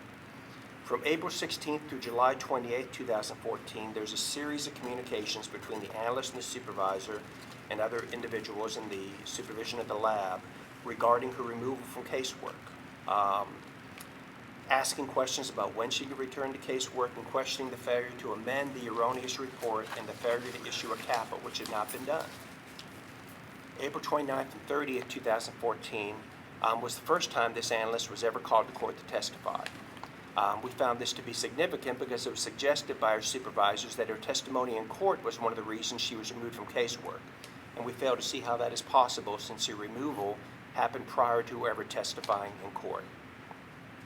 May 29, 2014, analysts noted that no CAPA had been issued and the report had not been corrected, so she notified CEO Dr. Garner of the issue of nonconformance and again questioned about her continued removal from casework. June 3, 2014, no meaningful or significant response from anyone about any movement on the issue of nonconformance. Analyst files the disclosure with ASCLD Lab. June 4, 2014, analyst filed disclosure with the Texas Forensic Science Commission. June 5, 2014, analyst testifies a third time in court. June 13, 2014, still having no written response as to what it will take for her to get back on casework, she brings HR into a meeting with her supervisor requesting an explanation for her removal from casework and an explanation as to when she could return to casework. On June 26, 2014, analyst receives a memo from her supervisor evaluating her first testimony referenced earlier. That was back in April. The fact that this critique of her testimony came months after the testimony again raised questions in our minds about the reason behind this written critique. In addition, frankly, we found some of the comments seemed trivial as far as the critique that she received. For example, the lab's quality manual at one point specified the use of a specific instrument, and I'm going to mispronounce this, the Agilent. Got it? Great. Because the manual had been brought over from the Sam Houston lab and they only used the Agilent. So basically the manual needed to be updated to reflect the fact that the Houston lab also had another instrument called the PerkinElmer. PerkinElmer is properly validated. There's no problem with it. The supervisor said the analyst should have testified that she did not follow lab SOPs when she used the PerkinElmer to perform the testing because the manual had not been updated to specifically name both instruments. Again, we found it hard to understand why she would be corrected on that and told that a better practice would have been to say under oath that she had failed to follow SOPs because it was a relatively minor matter. It is also worth noting that this review of testimony involved a 7-hour cross-examination on her first time testifying. Time frame issue aside, that review of her testimony did not seem to the panelists to justify a good cause for removal from casework. In fact, the review begins with a comment that defense attorneys who witnessed her testimony thought she presented well, had good attitude, and was well spoken. The review itself in the first paragraph states that her overall testimony was good. If there were real concerns, it must be asked why no one observed a review of the analyst's next 2 times she testified, because we found no documentation or record that had ever been done. To see if the comments on this first review justified removal, we asked for and obtained review critiques of other analysts' testimony, even some of which contained complaints from prosecutors about the level of their testimony. None of them resulted in the removal of those analysts from casework. The testimony review concludes by listing 5 steps that have already been taken by the analyst to improve her testimony. On June 28, 2014, management allows analysts to begin performing casework again subject to additional review by supervisor. Panels concerned about what purpose is served by the supervisor's review behind the tech and administrative reviewers. Again, the people doing the tech and administrative reviews were not reasons for concerns. And so indicating to them that even after their reviews, the supervisor still wanted to look at it and communicating that to them, the purpose of that is unclear. It also, we noted, was unusual that the second review was being done by the very person who failed to correctly note the problem during the tech and administrative review in the case that created this issue.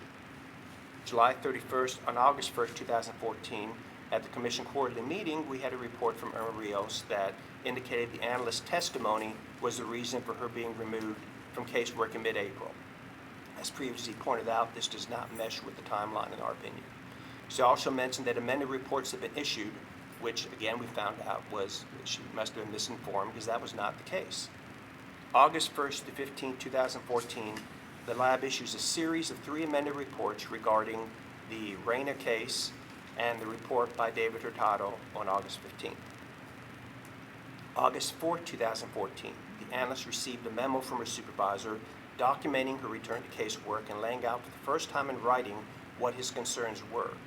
He mentions early in that memo that his technical reviews of her work when he became manager had not caused his concerns. He stated that when referring to the April 15th erroneous report release, the detection of this error, coupled with my previous observations, led to your suspension from casework. So again, directly stating, after it being denied, that that mistake was part of the reason she was removed from casework. Our panel was troubled by this as the error was only detected by that analyst, and the error was confounded by the supervisor's error. Also, an analyst should not be removed from casework for an error like this that she has self-reported, in our opinion. It is an inappropriate overreaction that would be expected to have a chilling effect on other analysts' willingness to self-report such mistakes. On August 4, 2014, the lab released CAPA 2014-11 and CAPA 2014-16. Upon review of the CAPAs at our site visit, concerns were expressed by our panel and the ASCLD lab representative during our site visit to the quality manager that this CAPA did not appear to be accurately reflecting all the facts of the incident. For one, it blamed the analyst for conducting the analysis in the first place, when our investigation found that doing so was proper under the guidelines that were in place and under the permission of her supervisor.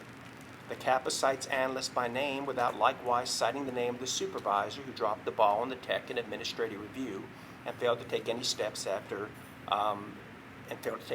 correct the action. The panel asked the quality manager if she'd be willing to revise the CAPA to more accurately reflect the facts and assign responsibility in an equitable manner, either removing both names from involved or adding the name of the supervisor. She indicated to us that she'd be willing to do so. It's my understanding that at this point that has not been done by the quality manager. And the answer we got that she was waiting to confer with Ms. Rios before that was done. On August 15, 2014, the lab released an amended report on the Hurtado case. In the month of August 2014, the analyst received a series of unfavorable weekly progress reports. September 2014, the analyst is informed she will not receive a salary increase due to performance issues and will be reevaluated in 3 months. So basically, the areas that the commission, our investigative committee, was concerned about are as follows. As far as the lab culture issue, the current supervisor, who is also the interim IT director, is, according to current and past analysts, not as available as the analysts would like him to be, and they don't feel comfortable raising issues with him. Efforts by the lab to recruit a competent full-time manager since the last full-time manager's departure have so far been unsuccessful, though they indicate they're continuing to work at that. As far as the perception of coworkers and peers, the analyst peers who were interviewed by the panel stated the analyst is dedicated, a pleasure to work with, conscientious, and willing to help. Her peers believe she tried to do the right thing in this case, and more than one described her as being scapegoated and felt that her removal from casework was unjustified. This belief is shared by all members of our investigative panel. We believe that the delays and overreaction to the analyst's role in this improper report release have caused undue damage to the analyst's reputation, and that the lab employees are lacking the full-time leadership they require. As far as the lack of documentation, comments from supervisor to analyst that he wanted to keep her removal from casework informal to protect her, we believe is counterintuitive, and the basis for the analyst's citations of being late seemed hypercritical. She was even criticized for overtime once when her staying 15 minutes late was based on her coming and talking to our investigative panel. The lack of timely documentation of both the reasons for the case removal and at the CAPA regarding the improper release caused all members of our panel serious concern. In conclusion, it is our belief, based on our investigation, that the lab was negligent in its lack of timeliness in responding to this issue, and that the disciplinary steps taken against the analysts were unjustified and seemed more retaliatory than constructive, and foster a work atmosphere that would discourage others from making future disclosures. The toxicology section needs strong scientific leadership, mentoring, and quality training for the junior analysts who are there. We were very impressed by all the analysts we met there. We found them all to be very dedicated and wanting to do a good job and seeking leadership. And we believe they are posed to do the work they need to do.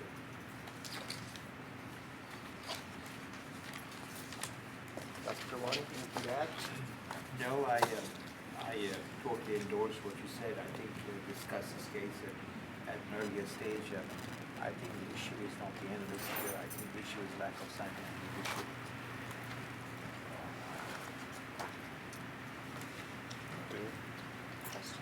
Ms. Garcia? What? Oh, ask questions. May I address them? Sure. My name's Tom Allen. I haven't spoken to you before. I'm the acting general counsel for Houston Forensic Science Center, which is a local government corporation and a new entity. Dr. Garner asked me to be here today, and I'd like to respond to some of the things that we just heard. It's clear that the facts of this, at least from our perspective, are still developing. There were new documents that surfaced, at least the management was not aware of, even within the last few days.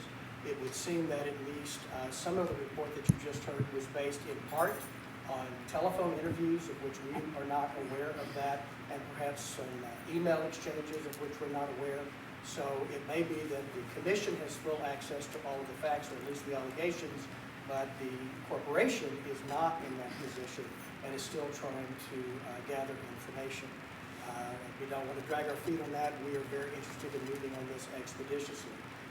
Ms. Garcia explained about the investigation by the Office of the Attorney General, which is part of the City of Houston, and is very competent, and I certainly acknowledge what she said about the OIG not necessarily having the technical expertise to examine all issues that may be pertinent to this matter. One thing that the OIG is very good at and very experienced about with her entire panel of investigators is in terms of the veracity or the integrity, the truthfulness of the people that they're going to be speaking with. And at the fringes of what I heard from Mr. Alpert's report are serious concerns about truthfulness, at least by some people who are part of this operation. And that gives us a great deal of heartburn. And if the OIG doesn't necessarily have technical understanding, the OIG is good at ferreting out the truth, and I believe that the OIG's report, when made available to this commission, will be very helpful. I know it's going to be very helpful to the corporation. There are operational problems. Someone referred earlier today to a tiny lab. As you know, this is not a tiny lab. In some senses, this has been a startup business because on April 3rd, the Houston Forensic Science Center, that local government corporation, it was not until then that we assumed responsibility for and control of these operations. It would have been easier with a brand new business. We were asked to take over the operation of the airplane while the airplane was flying. There are great challenges to that, and the operational problems are legion, and we will acknowledge that. We are working very hard to put it together, and I think Dan Garner is especially well positioned to help with that, having set up forensic labs in Ukraine, in Colombia, in Kuwait. I don't think our culture is as different as those cultures are. We are working on it, and as I think we heard from Ms. Garcia, this board takes this very, very seriously. Of all the things that I heard from Mr. Alpert, what gives me the greatest pause is the very idea of a chilling effect. And if we have people working in the lab, and because they are reporting as they believe is the correct thing to do, that they are ethically obligated to make a report, and then they suffer some adverse employment action as a result of having made that report, whether correct or not, that does cause a chilling effect, and that it would be a matter of grave policy concern by the corporation. So we take that very seriously. I'm a little concerned, more than a little concerned, about how this fringe, on the fringes of this, is starting to move into, it sounds to me like, into personnel issues. I certainly understand the procedures in which you are concerned about any part of the operation which would impact the integrity of the lab results. And I will agree that it is possible to connect the dots between a personnel problem or problems with personnel policies. It is possible to connect those dots over to something that would affect the integrity of lab results. Absolutely, that can happen. But I am concerned that the commission is starting to stray outside of its jurisdiction to things that, while perhaps very compelling on a human level, are not necessarily within the jurisdiction of this commission.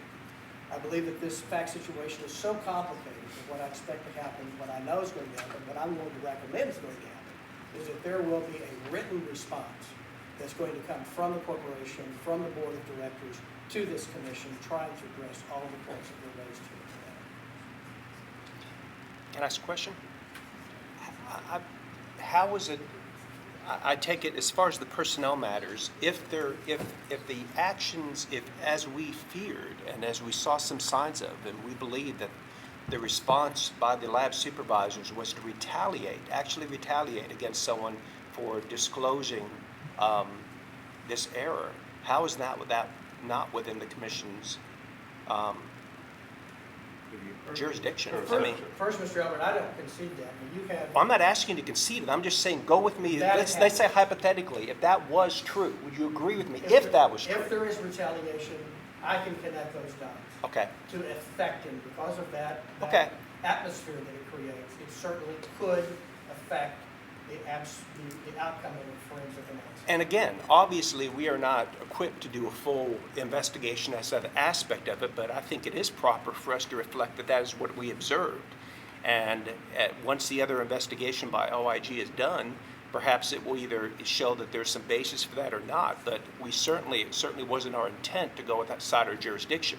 But if we are relying on labs to disclose, and we are trusting analysts to do that, then anything we see that would create an atmosphere that would make it unlikely for them to do so, and after repeated members of that lab staff telling us that they believe that this was retaliatory, then we reported that.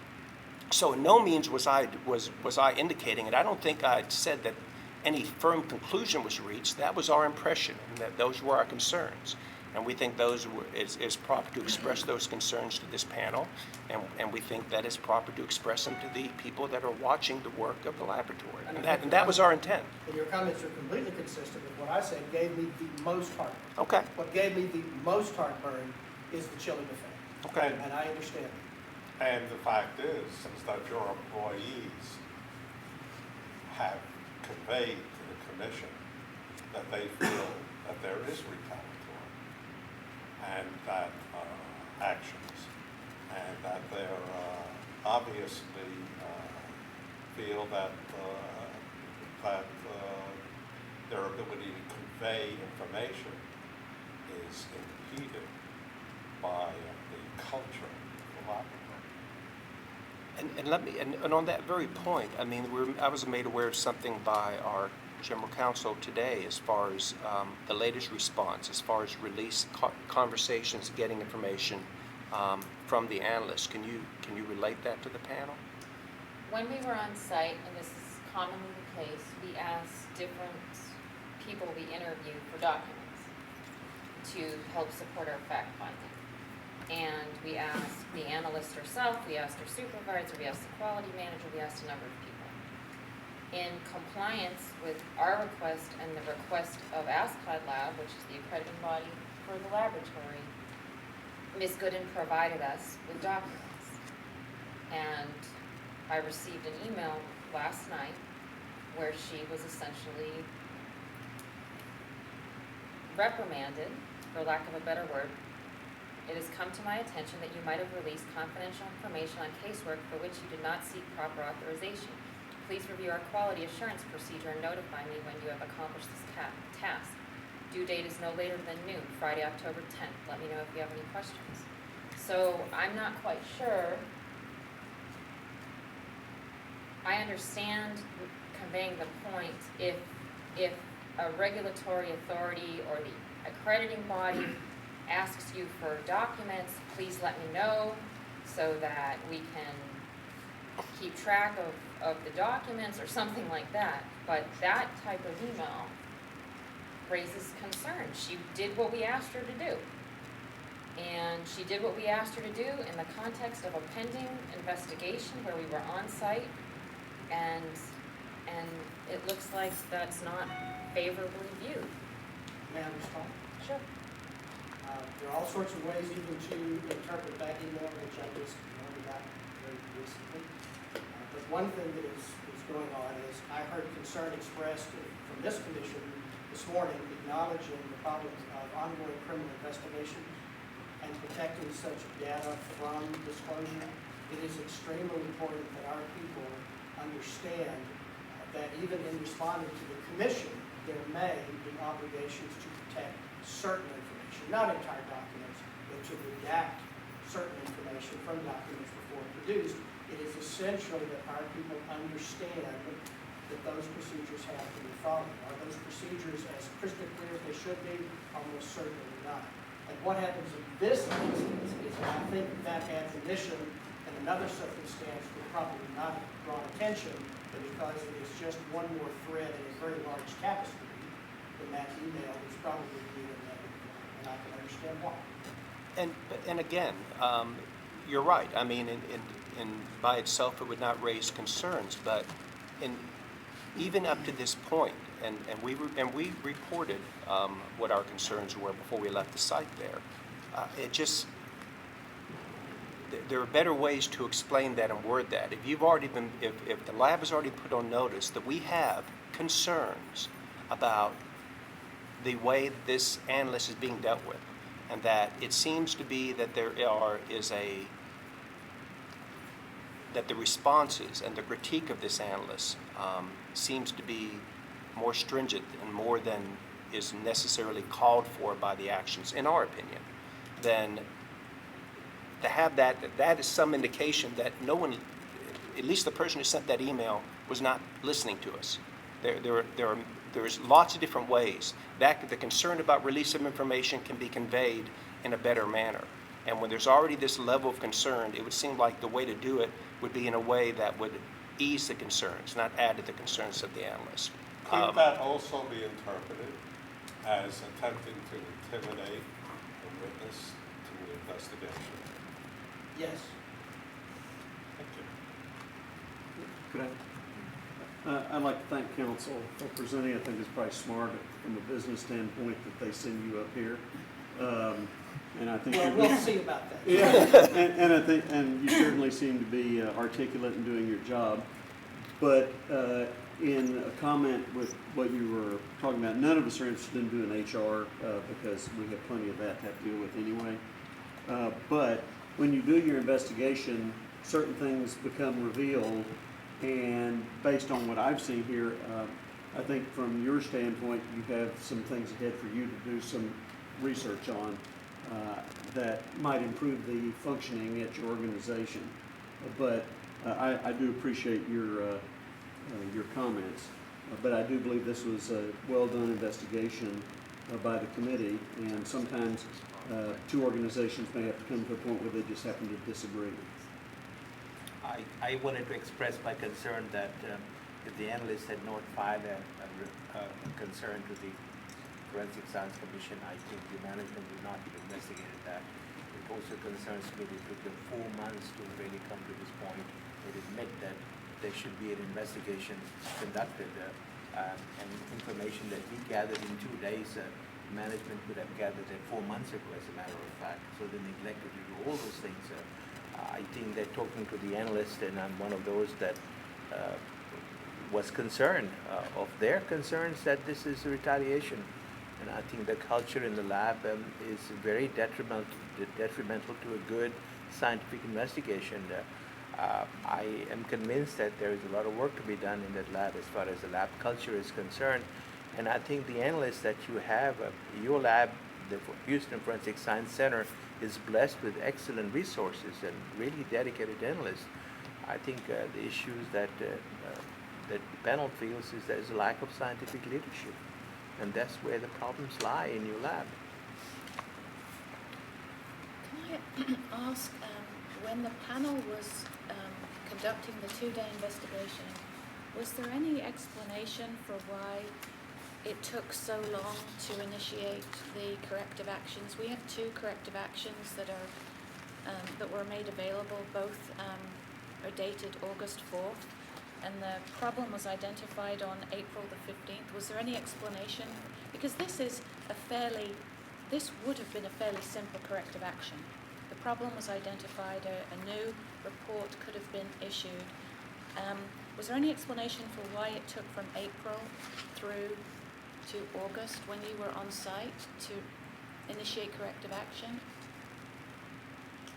Do you recall what explanation they provided? When we talked to the section supervisor, once they figured out that the customer, in this case the DA, had not accessed the report in LIMS, we were told that it took on less urgency to get the amended report out and the CAPA done. And I think they realize now that that was an oversight, that they should have done it faster. The other question I had that maybe you were able to, it's not reflected in any of our materials, but maybe you have some insight from talking to the examiners and the supervisor. How was it possible to release the report? It appears from our materials that there was documentation on the evidence submission form when it was accessioned that indicated there was an issue with the name. Then there were communications with the submitting agency that were placed, I believe, in the case folder, or were they not? Were those communications not placed in the case folder? The communications were not placed in the case folder until Ms. Gooden, until the analyst identified the issue and asked for the communications to be placed in the case folder. So where were those communications located prior to that? An email inbox. So a communication comes from the officer stating there's a discrepancy in the name of the subject, but that didn't make it into the case folder? Correct. Okay. Not until after the analyst realized that there was a problem, and after they figured out that the customer had not accessed the report. As part of the memo removing the analyst from casework, she was told to get the issue resolved. And so she went, asked the supervisor for emails, was told that the supervisor would actually upload them, which I'm not sure if that happened or not. So the analyst went to colleagues who were on the email communications, got those printouts and added them to the case folder. That's how they made it into the case folder. In respect to the admin and tech review, the case folder had in it the submission form where the accessioning analyst noted the names, both Hurtado and Roman Reina, and the discrepancy, and the supervisor just missed it. And he acknowledges that. He just missed it. He made a mistake.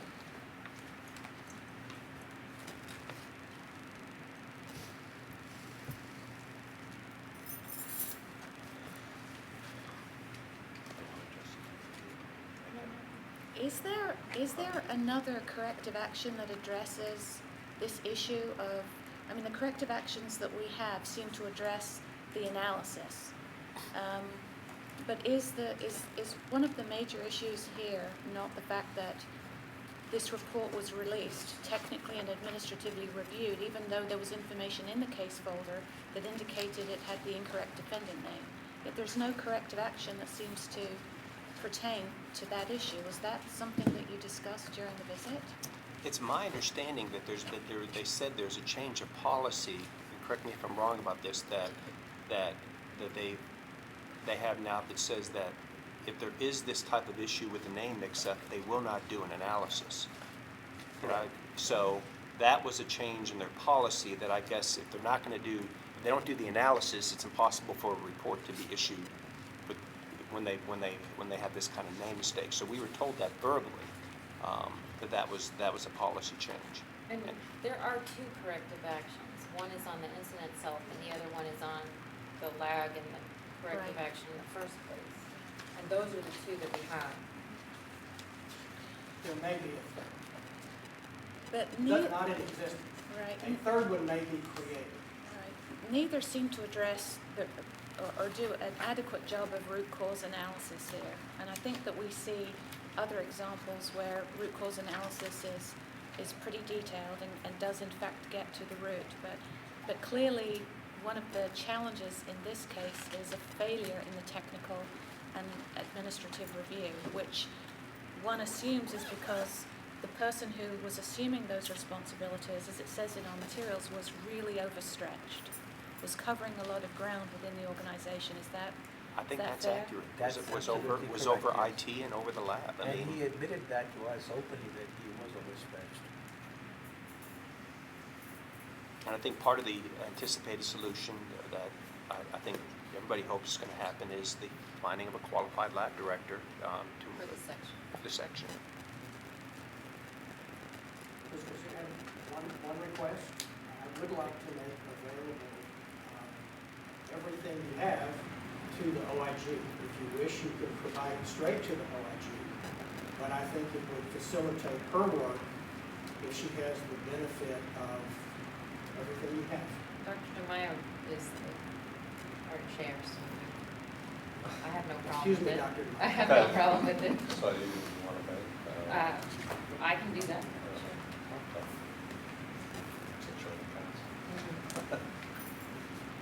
Was there any, that we have a copy of the memo that the analyst sent to Dr. Garner.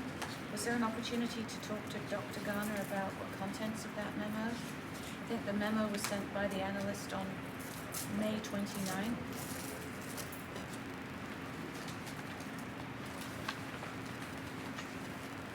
About an opportunity, she was asking him an opportunity to talk to Dr. Garner about the contents of the memo. We talked to Dr. Garner at the end of the 2 days, and I think he wanted to see the commission's results in writing before he commented. He did not have a recollection of the specific facts of this incident. He may have, his recollection may be refreshed in looking at the memo, but at the time, he didn't recall it, and he wanted to see our written findings before he made any comments. Is that what you all recall? Yes, we verbally expressed what our concerns were and what we found, and had an and again, I guess it could have gone to a dialogue, or ultimately, because he wanted to see what our ultimate report was, he declined to make any comment about it. But was this document available at the time of the site visit? Did you have the memo that the analyst wrote to Dr. Garner that outlines the lack of documentation of the problem and corrective action? We got that that off- on site. Oh, She on gave site. us her email Okay, as we requested. okay. And that's when we saw that, and subsequently I sent that to Chairman Hoffberg. So they are well aware that at some point in the process, there was an email sent to him with a memo attached. I don't know anything else besides that. And was there any response from the administration following the receipt of that May 29th memo? According to the analysts, no. There definitely was not directly from Dr. Garner.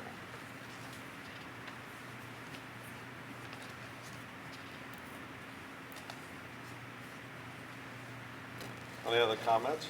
Unless I missed it, I didn't see Richard's letter that you had just read from. Is it in? No, Those are just his notes. Those are my notes. Oh, the notes. Yeah, Okay. yeah. There's we have an internal document from council, but those were Okay. just my notes that I put together. Okay. Just seemed more descriptive than what was in the binder. Thank you. And is it He's a possible lawyer. to get that? I don't know. It's okay. you know, his notes, yeah. They're my notes, I'm happy to make them available. Thank you. There was a short paragraph in the summary notes that talked about tech review of, I believe, another case, and I want to clarify that it was unrelated to this case, where the supervisor had placed the initials or indicated a technical review had been conducted by an examiner, when in fact the examiner indicated that he or she had not reviewed that case. Was that unrelated to this case? So it was related in the sense that it was another case involving the same officer with a discrepancy. Okay. And after this whole debacle, this is not the last time that he submitted paperwork that with a mix-up. So in addressing that, apparently what happened at some point, and we've asked the laboratory for more information on this, so we're not really sure, but the documents that we do have indicate that at some point the supervisor of the toxicology section signed under the technical review space the initials of an analyst, said, you know, by XX on 4/16/14. That analyst had not tech reviewed that case. What she had tech reviewed was the batch. And so she went Minus that case. minus the Because case. of the discrepancy. Right, because the case was not in there. So she made a notation underneath those initials that tech reviewed batch only. And I'm not sure about the resolution of that. I think the laboratory's looking into it now. But that was the case that we asked for the documents for while we were there, and that was the case that was the subject of the email that I read earlier that could be interpreted as reprimanding the analyst for having provided that information. Because it is a separate case involving the same officer with another discrepancy.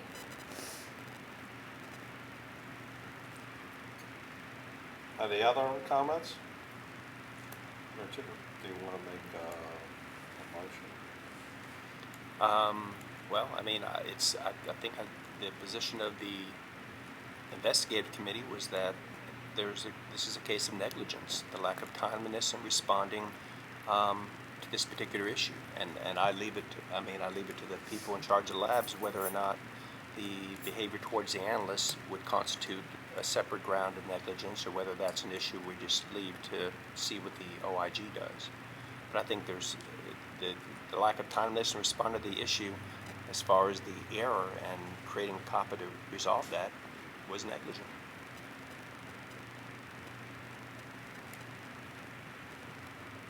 Right. So is this something, if I'm supposed to move that we ask General Counsel to help us address findings to that effect, then this would be my motion. Second? Aye? Nay? It's passed. So just to be clear, typically the way that it's done is that you instruct me what to put in the Right. report. So we have one finding of negligence with respect to the delay in the issuance of an amended report and corrective action. Right. And that's clear, but what else do you want me to put in the draft? That's why the other part was what I was putting back in terms of the commission. Well, I think you said that's going to be considered subsequent, right? Can we wait and see what other information comes in as far as the concerns about the analyst, or is it more appropriate to? Would you want to add in that that there are concerns raised as a result of investigation by the panel about the lab culture, the lack of scientific leadership, and that we will leave that to OIG to investigate this further? But, I mean, can't we just, at the next meeting, we'll have this information, just vote for addendum, that's all. So typically the reports are fairly long and detailed and have supporting documents. So I can put a draft together and you all can look at it, and if we get further information from the Inspector General, we can integrate that, or if we get further information from the laboratory, we can take that into consideration. The report is not final until you all review the whole thing, make revisions, and release it. I think it'd be ideal if we just wrote one time on this. Okay, so then, okay. I think the summary memo that you provided to us really encapsulates the concerns that we've The discussed. timelines? The The timeline at the documents end. preceding the timeline. Right. Yeah. I agree. I think that based on the memo that General Counsel provided to the Commission dated September 23rd, those things can all be expanded upon with the timeline and additional information, and that can really be the basis of the report. We've got a very detailed memorandum from General Counsel that addresses, I think, all of the things that we've discussed openly at this meeting. I think there are a number of things from his notes that augmented that should be incorporated. And I'll make my notes available to Lynn as well. Okay, so, In short, what you are suggesting is that when you do detail all this, it'll be evident that there are issues about scientific leadership and the lab culture. Am I to understand what you're trying to say, Lynn? So just one I'm report. just asking for guidance on. I think it needs to be addressed. And I think that's our intent, that both issues be addressed in your report. So we can go through, I can do a draft, and we can go through it next time, and if we need to do another iteration of it before it gets finalized, that's fine. I mean, there's If you no, explain nothing what saying, you're gonna write Yeah, on it. I would prefer that. I don't know about the rest of the commissioners. So I had one question that I think was unanswered at the last meeting, but I just want to make sure I understand. There was something in our documentation where the analyst had spoken with human resources or the supervisor, I'm not clear which, but Both. in our documentation, it said she was told that essentially the event wasn't documented to protect her professional career. During the investigation, is it correct that that was a misunderstanding on her part? Was there any clarification on whether or not that was actually communicated? I don't recall we went into that, but that was clearly told to us that I think the HR, if I remember well, did not elaborate on that. Am I correct? so what the supervisor said was that the analyst misunderstood the comment, that he did make that comment, but what he was referring to was documentation through a personnel type action, so a disciplinary type action. Not documentation in the sense of issuing a CAR, or, a CAPA, or an amended report. And what the HR director told us was that when she met with them, she was confused based on her prior work experience as to why there was no documentation of the analyst's removal from casework or a plan to put her back on casework. And that what she was told, because she brought the issue to Dr. Gardner, was that in forensic labs things are done a little bit differently because there are concerns about discovery. And that the analyst could be damaged career-wise if something like that came out in discovery in a case. And so her perception was that they were trying to just protect the analyst's reputation by not documenting these issues. And if you recall, we asked this question that by suspending her from active duty beginning April, not giving any clarification as to why, didn't that damage her reputation because it would come out in a future trials, and I think there was no response. I don't think that the HR person had the knowledge base to really answer the question. I think she was telling us what she recalled from the interaction, but the removal from casework surely would come out at some point and have to be explained. And the response would sound disingenuous to say, well, I'm not really sure the full reasons, but I mean, because that's part of the ambiguity here is what the real reason is, and if that came out in testimony, it would really fall on the analysts, and we believe that they were being less than forthright in explaining it. And I think, again, obviously removing someone from casework is more of a drastic thing than any kind of written reprimand would Right. be.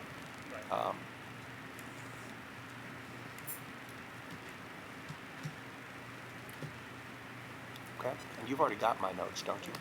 Okay. So I will do the best I can to draft something and invite additional feedback from the laboratory and send what we have to the OIG.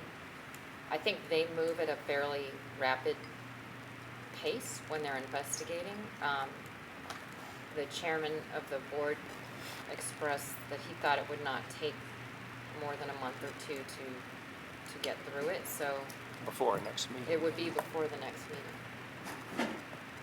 So we can, if there's information discovered during that process, we can take that into consideration. Can I say in summation that Houston Forensic Science Center has an enormous potential, and I think they have the will now to do the right thing. So I'm confident things will change. I think they have a lot of resources, and I'm impressed with their analysts, their dedication, and the desire to do the right thing. So I'm extremely hopeful things will improve. I agree. Okay. Well, I think we'll move on to number 11. This has to do with the selection of a consultant. If you look at number 11, you can see the CV of Mr. Murdoch. And, So if you recall,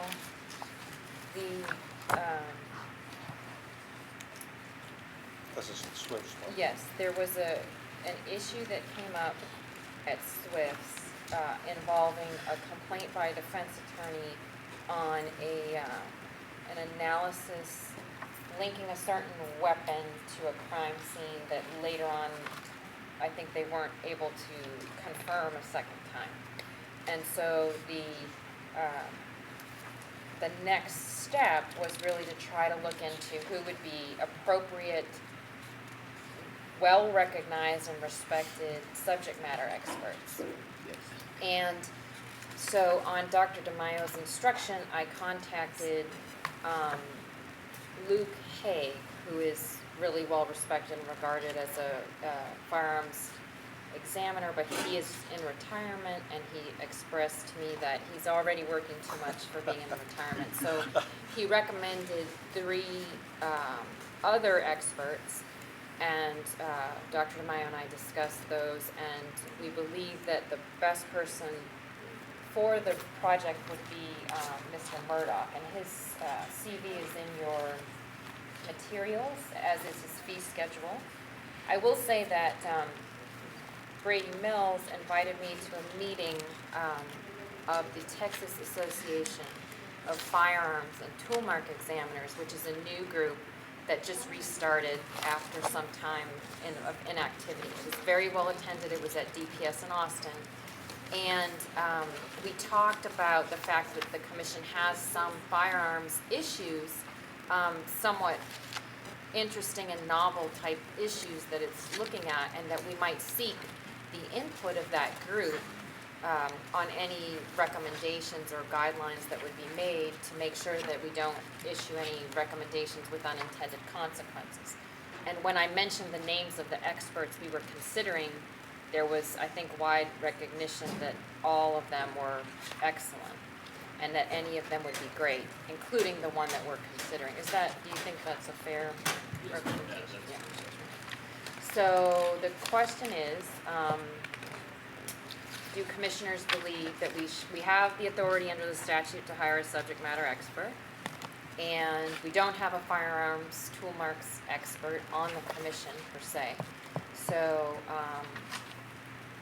does the commission want to spend the resources to get someone to take a look and make some recommendations on a few very specific issues? Number one, if there was an error made in the examiner's first finding, was that just the fact that two equally qualified examiners can look at the same thing under a microscope and reach different conclusions?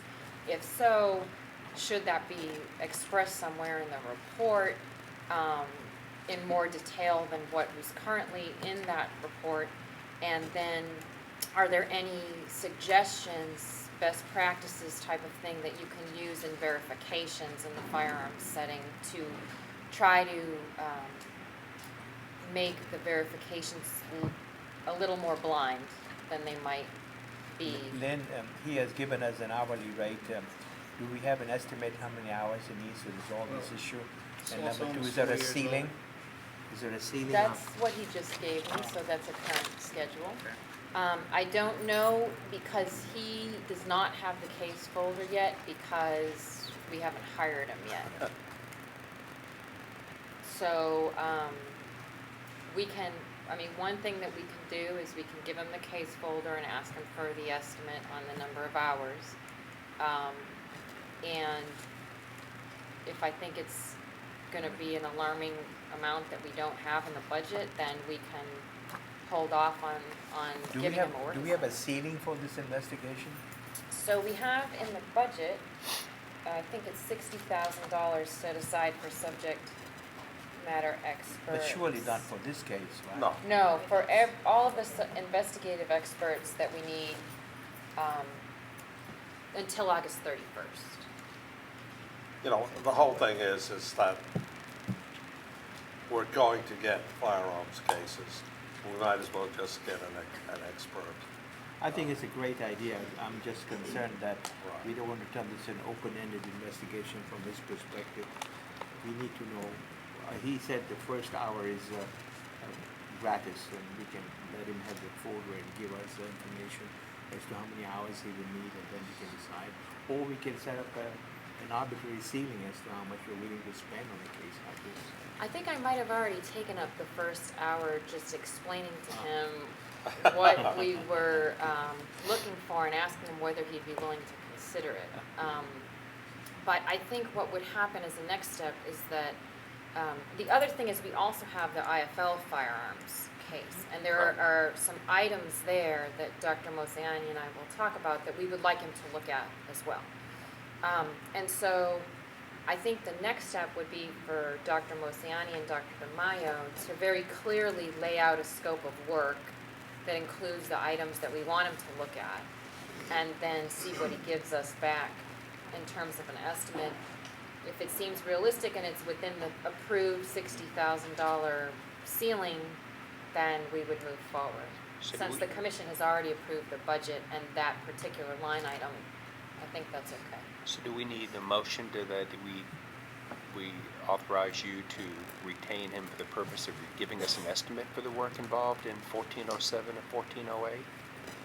Or do we just need to have you go forward with that?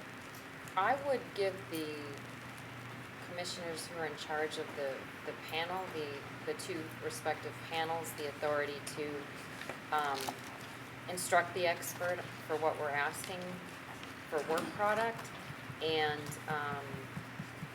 to give us an estimate and to begin work, assuming the estimate does not exceed what the commission has already budgeted for experts. Yeah, I think we can't wait till the next meeting. We might as well just Have them start working on it. have it start working. Okay. Someone want to make a motion? I move that what you just said be done. Is that Second. specific enough? Second? Aye. Nay.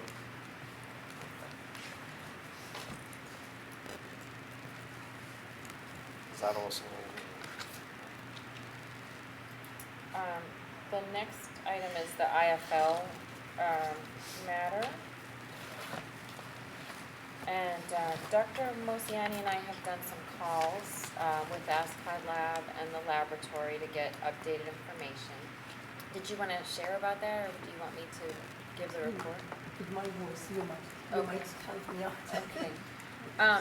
So the laboratory has been working diligently on satisfying the requests that ASCOD Lab has made of them for additional information. But one of their retest projects was to retest all of the cases from the one client, which was Nassau County, where they made the mistake in the initial exclusion of the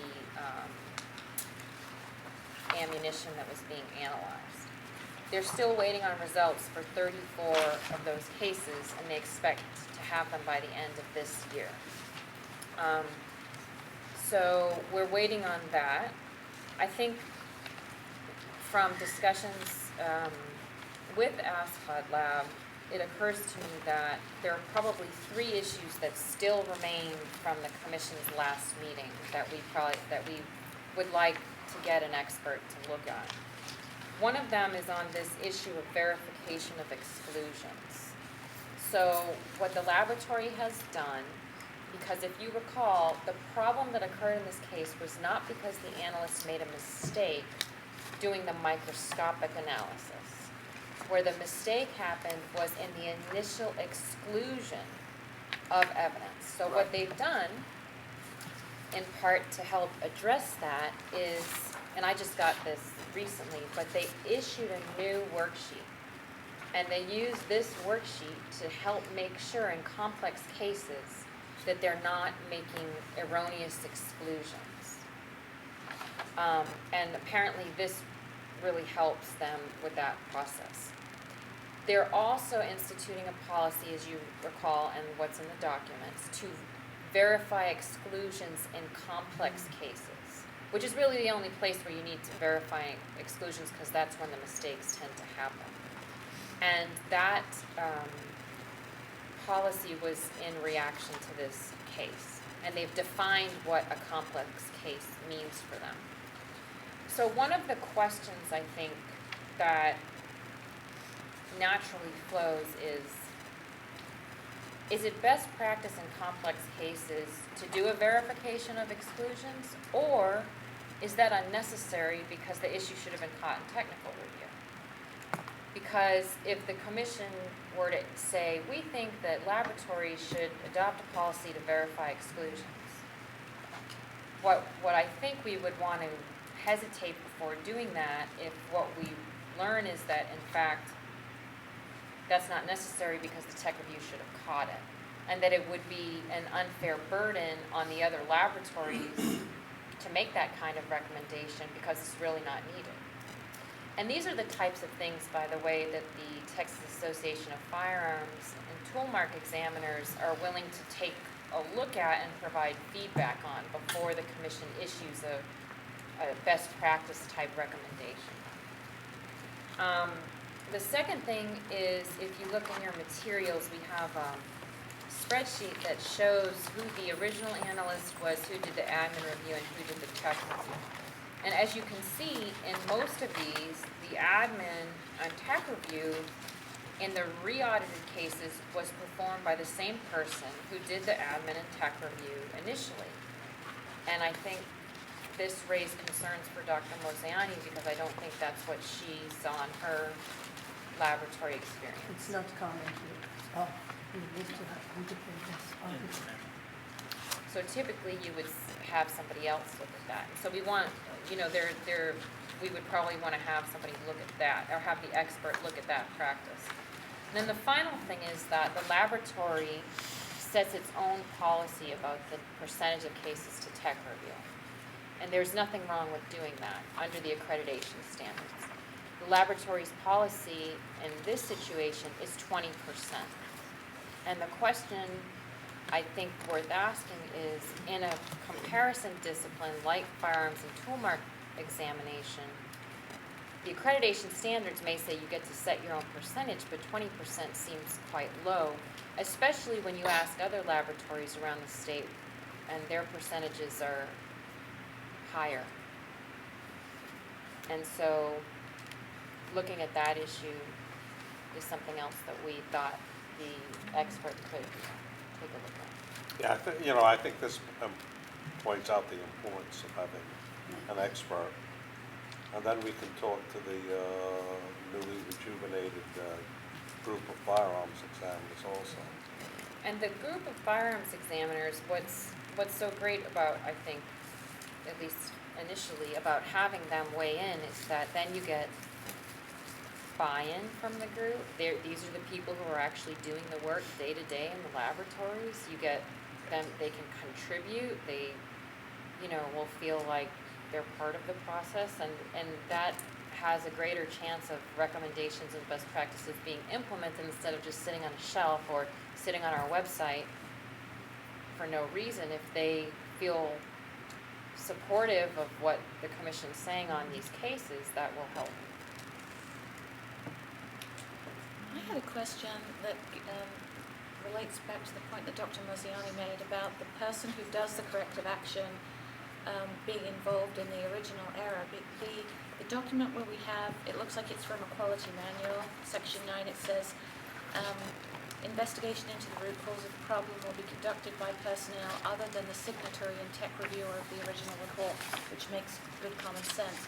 Is that a new policy that they've implemented now? Yes. Okay, so at the time that IFL did the original corrective action, re-reviewed, had the same reviewer review the cases that they had originally reviewed, but this was not in place? That's right.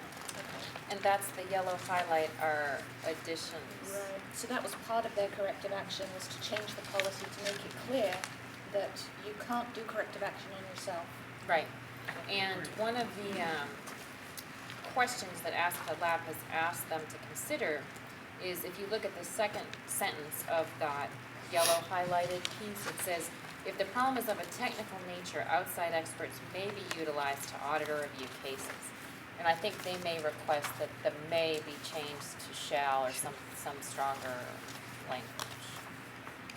But I don't know that they've made that determination yet, but I think that's something they're concerned about.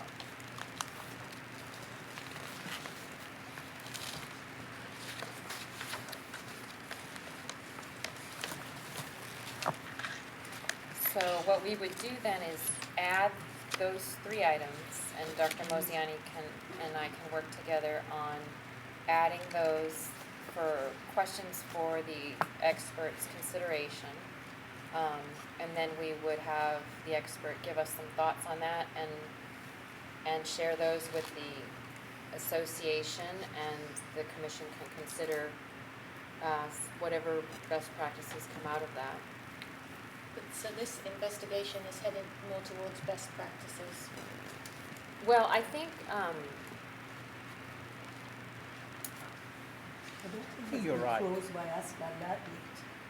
They're Yeah. still investigating it, so we are still working with them. Okay, I think we're still, still open.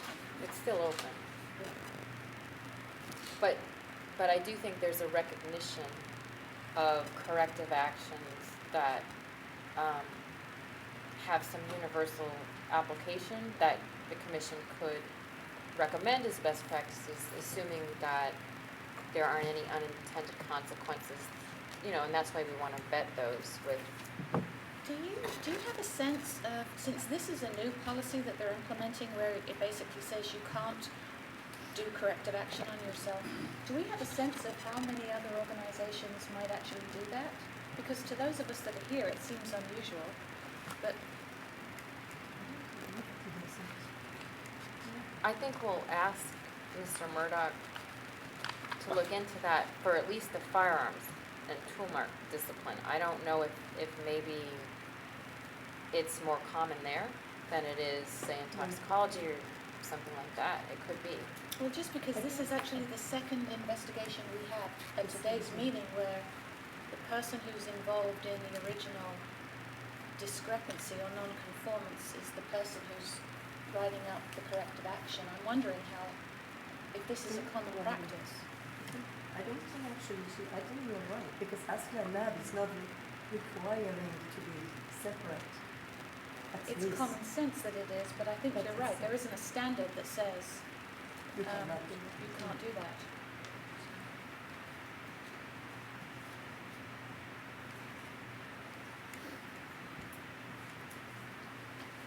And I think actually we asked Anna Yoder that, and she said there is no standard that requires that the person who does the corrective action not be involved in the original case, that she would consider it more a best practice.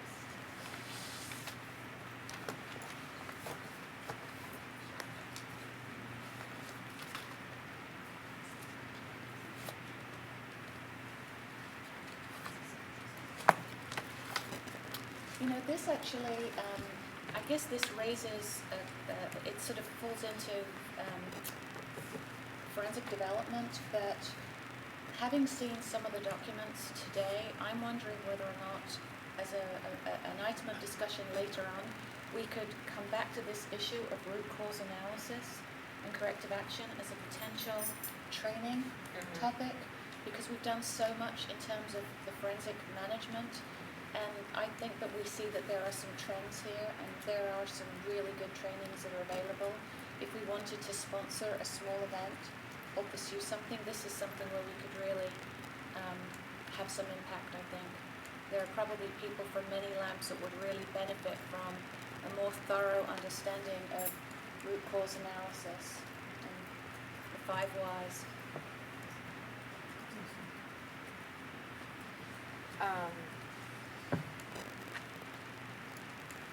Did we get a motion on the firearms case? I thought we wrapped both of them together. Yeah. Yeah. We did. Yeah, right. We have a motion? Okay. Right. All right, then we can move along to the next one.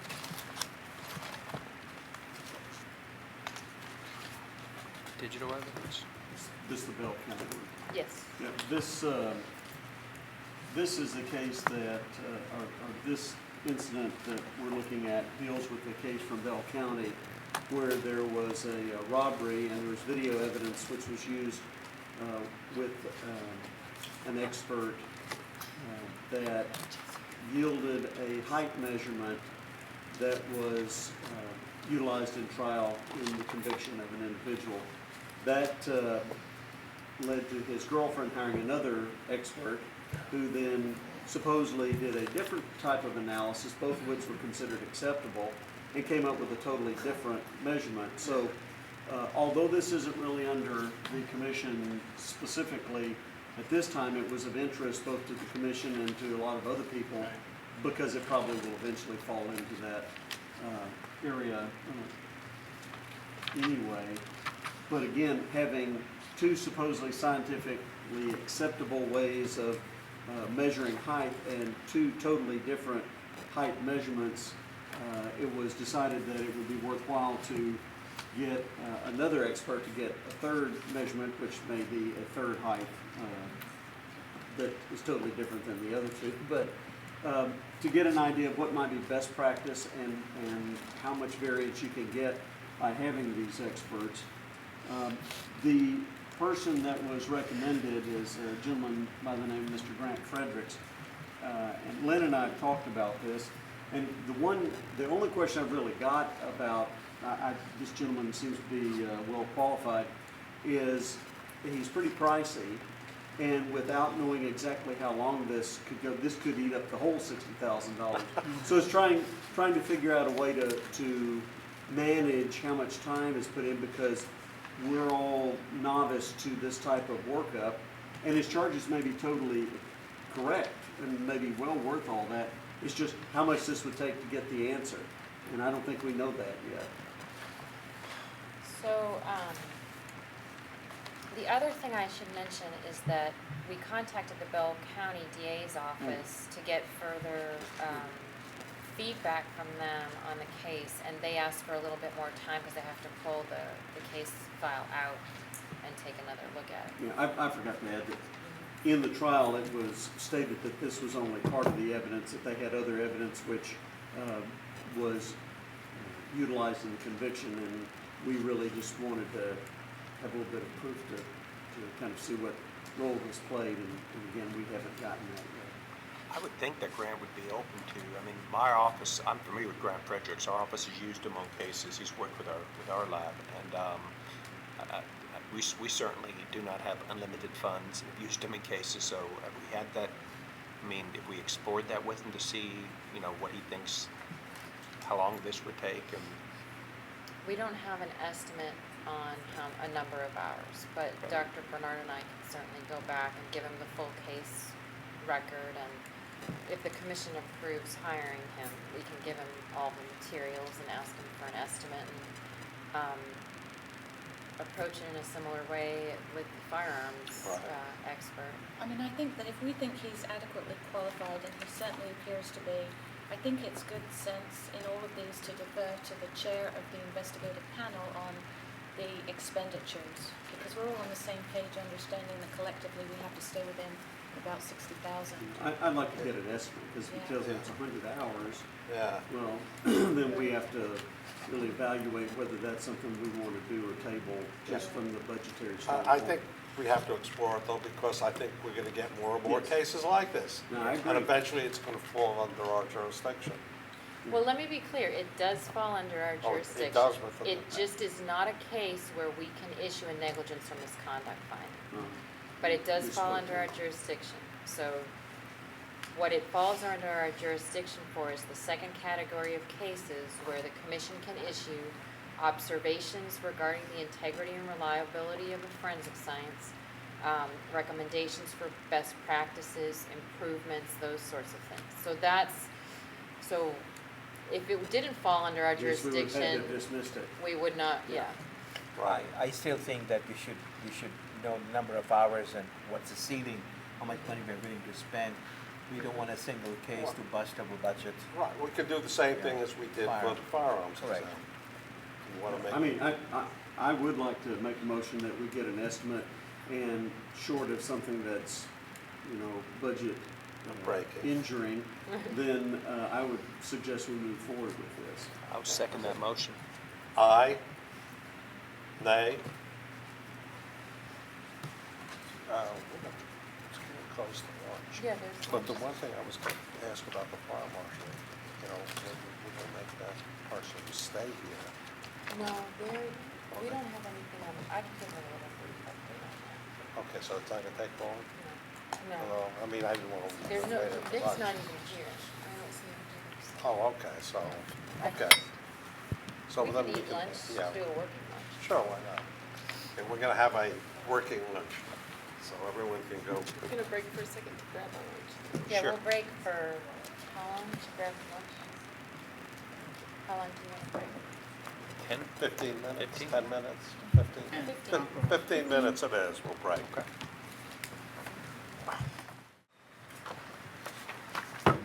Let's go to, I guess, just Dr. Kerrigan? Well, I think this is both Lynn and myself, Forensic Development Committee, which is Dr. DeMaio, Dr. Eisenberg, and myself. Can I actually introduce a new member? As you might recall, last week, or last meeting, the commission voted that the TACLID would nominate someone to add to the Forensic Development Committee. And Bill, do you want to talk about that? That you nominated someone and he's here with us? We were able to, we put out a feeler in the association to see if we're interested, and Aaron stepped up for us, and so he's gonna be our representative on this That's great. board, so. You want to come over? Sure. Sit with us? Sure. You gotta get sworn in, Aaron. No, just grab a seat. That sounds great. Well, thanks, Sharon, for volunteering. I know that some of you have early flights, so we want to get through this fairly quickly, but I wanted to just give a quick update on the progress of the certification training. So the certification training will be available through the Institute's website. This is the Institute for Forensic Research Training and Innovation at SHSU. The website launched last week. It doesn't have a lot of content right now, but this is where you will access the certification training resources when they become available. It's, there's kind of an introduction here on the home, talks a little bit about the purpose of the Institute, The university established the institute to manage a lot of our academic industrial partnerships, the training that we do for practitioners, the training for educators, and just to centralize a lot of those types of activities that aren't directly related to our routine 4-credit type sort of master's programs and the upcoming PhD. So if you click under training, you will see the links here for the certification training. The first one we're doing will be the drug chemistry. We're hoping to have that available by December 2014. Comprehensive criminalistics, I think, will be the next one, followed by the molecular biology. There's also some ethics training that we're working on. I think Lynn will talk about and provide an update for that, but that's a partnership that we have with Ron Singer and Chris Hartsville, who are developing a scenario-based ethics training module that's quite different from the VOS materials that we've all been exposed to through RTI and the more recent materials that VOS developed in the partnership with the New York Office of Forensic Sciences. So that training will be available through this website. There's another website that Lynn and I just wanted to, and so just as an aside, for example, when we talked about Melissa's hair microscopy PowerPoint that she did that really articulated some of the highly specialized types of language that are used in reporting, it was so well done. I talked to Melissa about working with us so that we can give her the tools that she needs so that we can actually have her narrate that and make that available through the Institute as a high-quality distance learning tool that would be available at no cost for those that would be interested in participating. And of course, I've got to talk to Brady to get his okay on doing that, but she did such a great job. It seems that we should use this website as a platform to engage a broader audience. The other thing we wanted to show you was the portal that will manage the content that was developed by the New York Office of Forensic Sciences that's being delivered by SHSU via Blackboard. So they had developed a number of training materials, a presentation on the guiding principles, an overview of forensic science. They have their ethics in forensic science as well here, which is the VOS. Then they have some state-specific training related to controlled substances and other training which was developed specifically to meet the needs of their state. And so our part of that partnership is really just providing the platform to make it available. So none of the content that was developed through this portal, which has not yet gone live, was developed by the Texas Forensic Science Commission. It's all New York product. And one of the reasons why we haven't been able to go live with the portal is because although, for example, the overview of forensic sciences, this is some training material, a series of modules that were developed by Larry Carino, who many of you know. It's got some really good content, but once the portal was activated to those of us that are involved in the development, it was clear that the quality of it's really the visual quality of the slides is very poor, and that was a function of how the files were translated from New York to the distance learning specialists at SHSU. So we're working to get those files in a different format so that it's better quality. So that's what the delay is. Blurry or grainy. It's very grainy, And very pixelated. Yeah, especially the bigger you make it, the sort of more pixelated it gets. So you don't want to roll it out to the managers and then they put it up on a screen in their conference room and you can't really read it very well. So we want to get that fixed. How much are they charging? What are they charging How much is who charging? for this? It's free to New York and Texas examiners. But subsequent, but if you go outside? We haven't even talked, but we're still trying to get the content to Texas and New York. But if other people, if we develop quite a bit of it, it becomes something that people want to access outside of those two states. We'll have to talk about charging maybe, or I don't know. but this content that was developed by the folks in New York, their agreements they had with the people who developed that content were totally separate from us. Okay. And they are only allowing people in Texas and New York to access them. On the other side, through the Institute, everything that you see there is going to be all free content. And we want to expand that repertoire as much as we can. So I'm really glad that you're going to be participating, because it would be great to have some more feedback on what those needs are. But yes, this is not for revenue generating purposes for the university. Free contact, free access, or is it controlled access? It's controlled access, so each laboratory will have a point of contact. And that point of contact manages the access for the lab.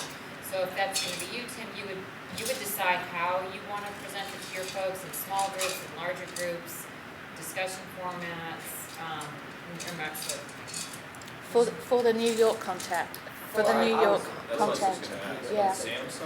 On the SAM side, I think it's going to be available, because on the SAM side it will be available to everybody, not just restricted to any particular state. Now, the certification training is the only training at this point that we have in development for which there will be a fee, but nobody in Texas who's in an accredited, publicly funded lab will be charged any fee to access that training when it's available. But people from other states would have to register and pay for the training, and that's a way that we can recoup some of our investment. But it was really important that we felt very strongly that for Texas it needed to be free of charge. And I think Arts also is going to be developing complementary training, and once that happens, we'll make sure that we coordinate the various websites and link to each other so that people can easily access the more traditional distance learning materials through UNT and our materials through SAM. But we have had a few delays. I think that probably in the next week we'll manage to resolve the quality issues.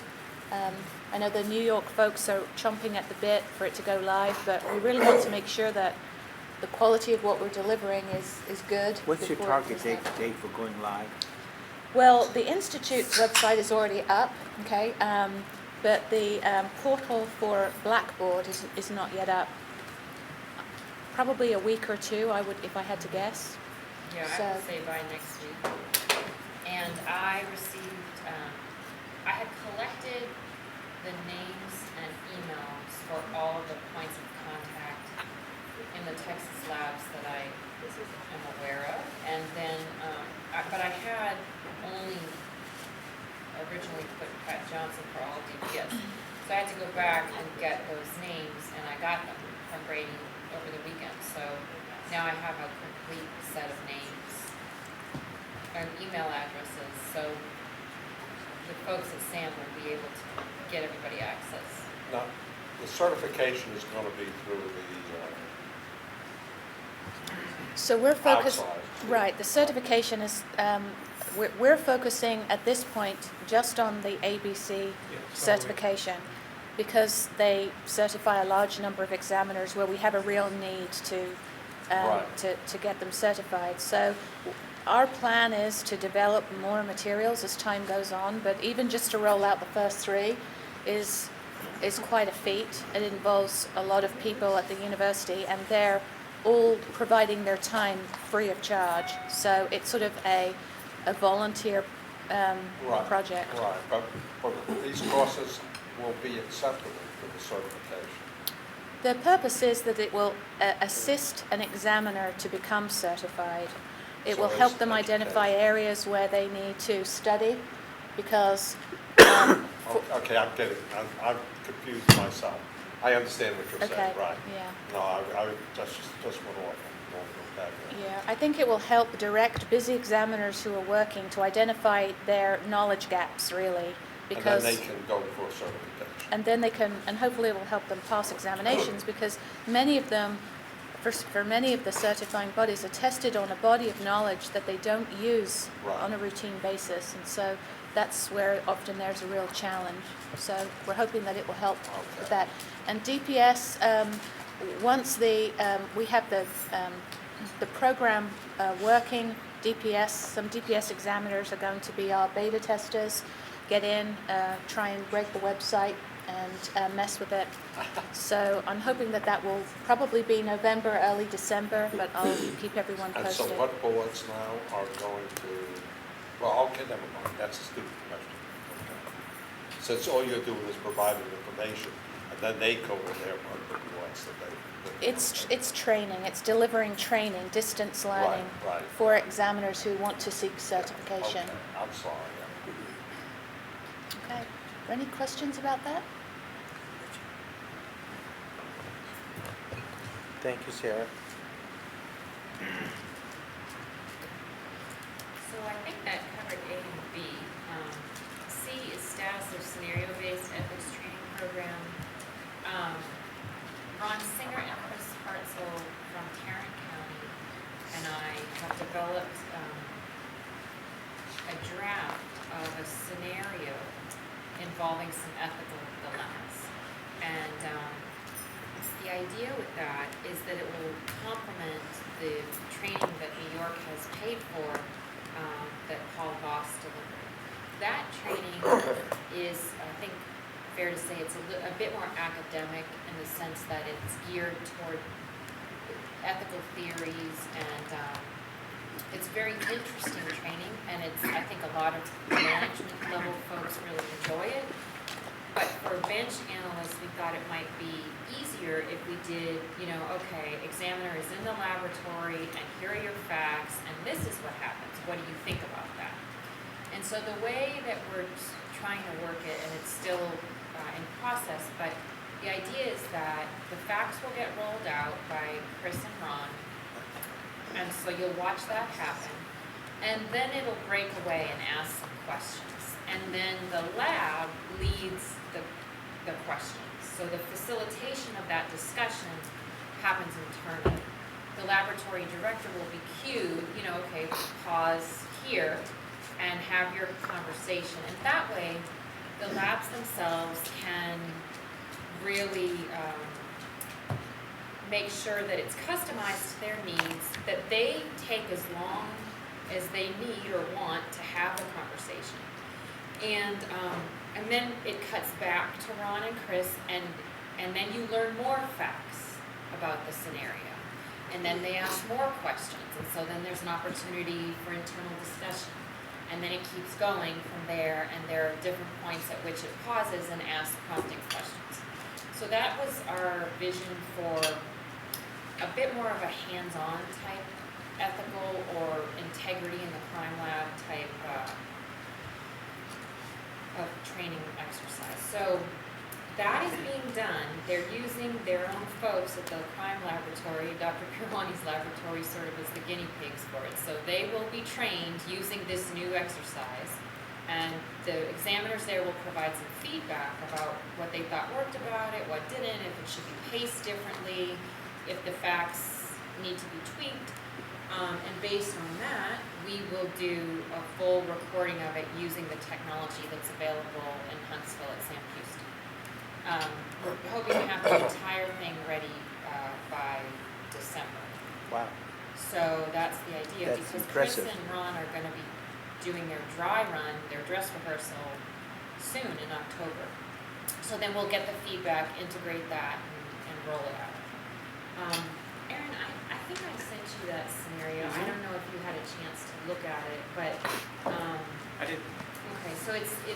Do you think that's a fair description? Yeah, absolutely. I responded back that I thought it was very interesting that it was situationally based. The role that it's based on right now is that of a drug chemist, and certain things are occurring in real time, essentially, as you're going through it. And I've gone through the ethics training that Dr. Voss has performed, and while it's interesting, my whole issue with ethics has always been there's a lot of situational ethics, and so what would you do in this situation? So I think that it's a really interesting approach, so I look forward to seeing how it's completed. So that's our status. We're hopeful that will be a good. This will be the first training that we offer that's actually done from scratch. In other words, where it's not hiring someone who's an expert like Larry Carino or Paul Voss and having them do a PowerPoint that's recorded and then uploaded. This is us deciding, this is what we think the content should be, and then doing our best to create it and get the feedback from the labs. And I think Ron and Chris's vision for it is that over time, we might be able to sub out sections of it to introduce different twists and facts on it so that it can grow as an exercise over the years. Sounds great. And the development of that training was based on the list that TACLA provided to the commission with training needs and wishes, so. And TACLA has a list that I think it's fair to say they really want discipline-specific training. That is clear as day. Now, the question then becomes, how do we make sure that we get what the high needs areas are and that we get good people to provide that, and that it's in a format that people actually want to watch. So that's one of the reasons why we have Aaron joining the team, so he can facilitate getting those ideas from the lab directors and helping us really essentially create a curriculum for this website.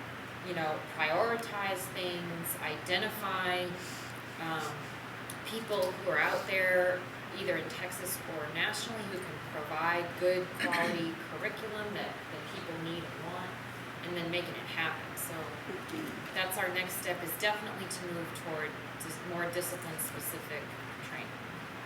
And I think that there is an extraordinary amount of subject matter expertise within our state, and so through the types of academic industrial partnerships that we're talking about, through whether it's South Houston State University or UNT, I think that we can be vehicles for delivering that, working perhaps with SMEs from Brady's organization or from others to do it in a way that is not cost prohibitive. It's a great way for a state agency to work with a state university to deliver what's needed for the profession. So there are lots of opportunities. So I see the new institute as an opportunity to achieve a lot of that in a really cost-effective way.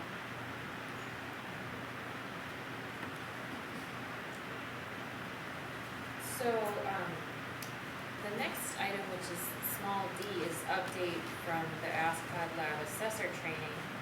So there was assessor training, and from what I understand, it was full, and we funded it, 20 seats, and I think, or 24 seats, I'm sorry, and I think people were really appreciative to have that. I don't know, do you know anyone who attended? We had one of our analysts, our DNA technical supervisor. It's 4 days or 5? It's 4 days. 4 days, that's Right. The first day is on 17025, and then the additional days are through the ASCLAD lab assessment process. So that was, I think, a very worthwhile effort on the commission's part to pay for that. It alleviates a lot of the burden for the timeline, because it's not an inexpensive training for us. And this is something that Aaron had asked us for, actually. Was there a syllabus created as a result for this training program? For the assessor training? Yeah. There is an assessor training syllabus. I'm not sure how detailed it is, but I can ask them for it. You can provide Sure. a copy if you can. Maybe something that the Forensic Development Committee could take up before the next meeting would be exploring whether or not we could deliver a root cause analysis training module. Brady and I talked about it very briefly before this meeting, and he indicated that there was somebody that they have used that might be really valuable for a sort of a half-day training event. So I would ask permission that we pursue that and get some idea of what the cost might be with that, and liaise with TACLA to see if they would be interested. And the other thing that we can do is see whether or not a training like that would be conducive to being sort of a distance learning type tool. I have reservations about that because I think with root cause analysis, it's sort of very scenario based, lots of active discussion, but maybe we could think about that as an option as well. So.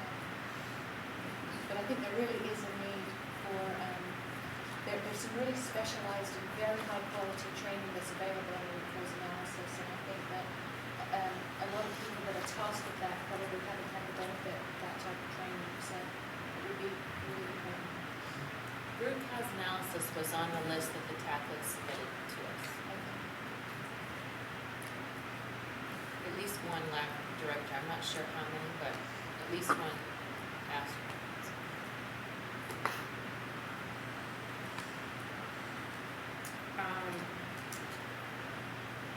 The next item is the crime lab manager leadership academy, and Lee was at that, so I don't know.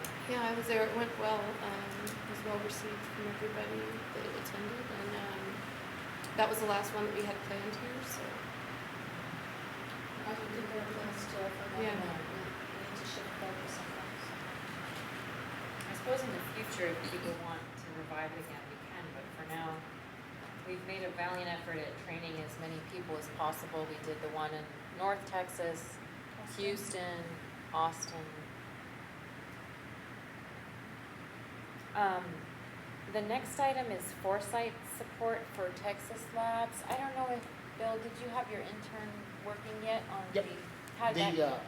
I queried we queried labs last week before last. I believe we got about 5 responses back of labs that are actually either in the process or are already using it. I know that Tarrant County and Austin PD, we've hired the intern. We both hired the interns that y'all funded. I am, in fact, if I wasn't here today, I would be validating my information today and get it set off. So it took us about a month to get all that information put together. The intern was extremely helpful because it would have took me 4 months to do it by myself. So we appreciate that.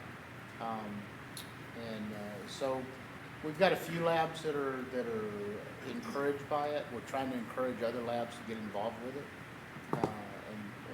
We'll see where it goes from there. But I see it being a tool that we can use in our lab, if not in the state, for kind of seeing where we're falling short. You know, where maybe Tim's doing better in an area than we are as far as efficiencies and being able to pick his brain and stuff. So. Bill, I'm interested to know how well it works with an intern, because the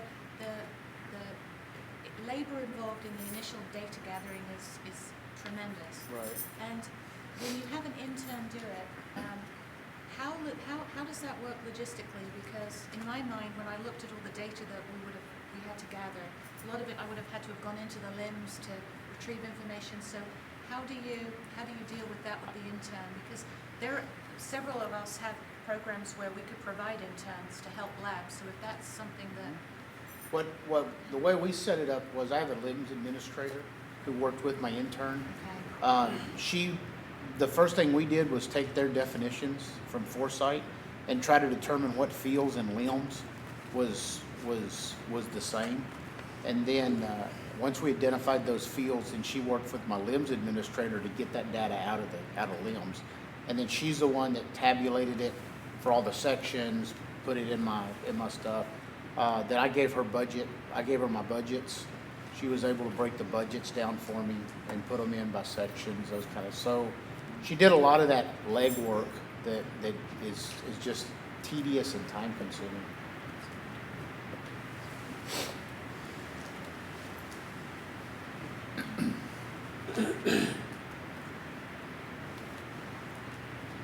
I know Tarrant County has used an intern. I think that they have taken a similar amount of time to get the work done. I think they're wrapping it up soon. Maybe have a couple weeks left, and that'll be the end of the project for them. But Dr. Howe has raved about how that's worked out for her. And I don't know how much exposure you've had to the process, Dr. Kamani, but she seems very happy with it. Yes, we were pretty happy. In fact, she turned out to be a great technician. Well, that's Good for her.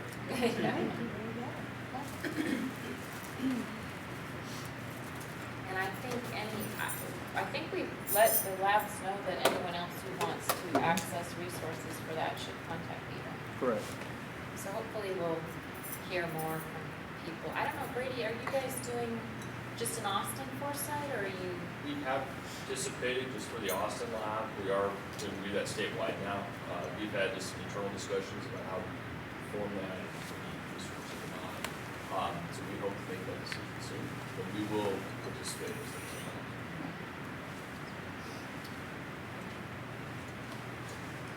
The next training item is reference to what's known as the Michael Morton Act, and we've had some requests from laboratory folks through the TACLID about understanding what that law is, what it requires, who is obligated to comply with it, what the different terms mean in the statute. And so Judge Hervey would like to work collaboratively with us on that. She apologizes that she's not here today, but she got really slammed at the court. I think they're in session now. And so we're gonna try to work to get something like that going, perhaps using a similar approach as the one we're using through Sam Houston in the ethics training. And so it'll cover Brady concepts as well as the specific state law referred to as the Michael Morton Act, which I know has had some pretty significant impact, certainly for prosecutors' offices, and I think the lab staff would like to know what it means for them as well. I was just gonna say, the devil in that detail is that I definitely would like some training on it, but Bear County, the bus drivers, the DA's office, and everything's getting shut down towards us, and they're telling us what the Michael Morton Act says. So if we get information from the integrity unit on what the Michael Morton Act says, and the DA's office tells us the Michael Morton Act has a different requirement of it, we're going to get, I don't want to get into a discussion with our DA over what we're required to do, what we're not required to do, because our rules. Well, I would, hopefully Judge Hervey will, I know she's coordinating with the TDCAA to make sure that the information that's presented is accepted as accurate. Now, if the Bear County DA says something different, I mean, obviously, I don't even know what to say. I hope it's not that different. But Richard, Keep looking at me. Well, you've had training in this, I'm sure, as a prosecutor. Really? I mean, I think I would agree that there's a regional difference, and I think that the different DA's offices do have a different perspective on it, because the law is very broad, and in some parts of it very vague. And I think that it would be nice if there was some uniformity to it, but I think that's going to be very challenging. Well, Fine, I because One don't of the know questions that's going to come up, and we're going to discuss it in other meetings, is what, since crime labs are only mentioned in the statute, in 3 statutes,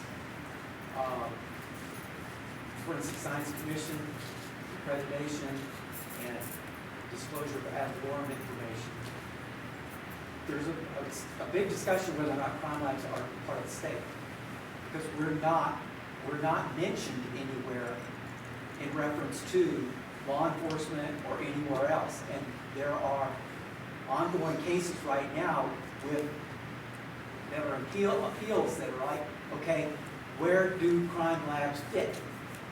And that makes a big difference with regards to things like Michael Morton Act, because if I have a DA that says, you're part of the state, and therefore your case notes and your analytical data, your instrumental analysis, all has to be submitted to us for discovery on every single case, which what we would call a full discovery.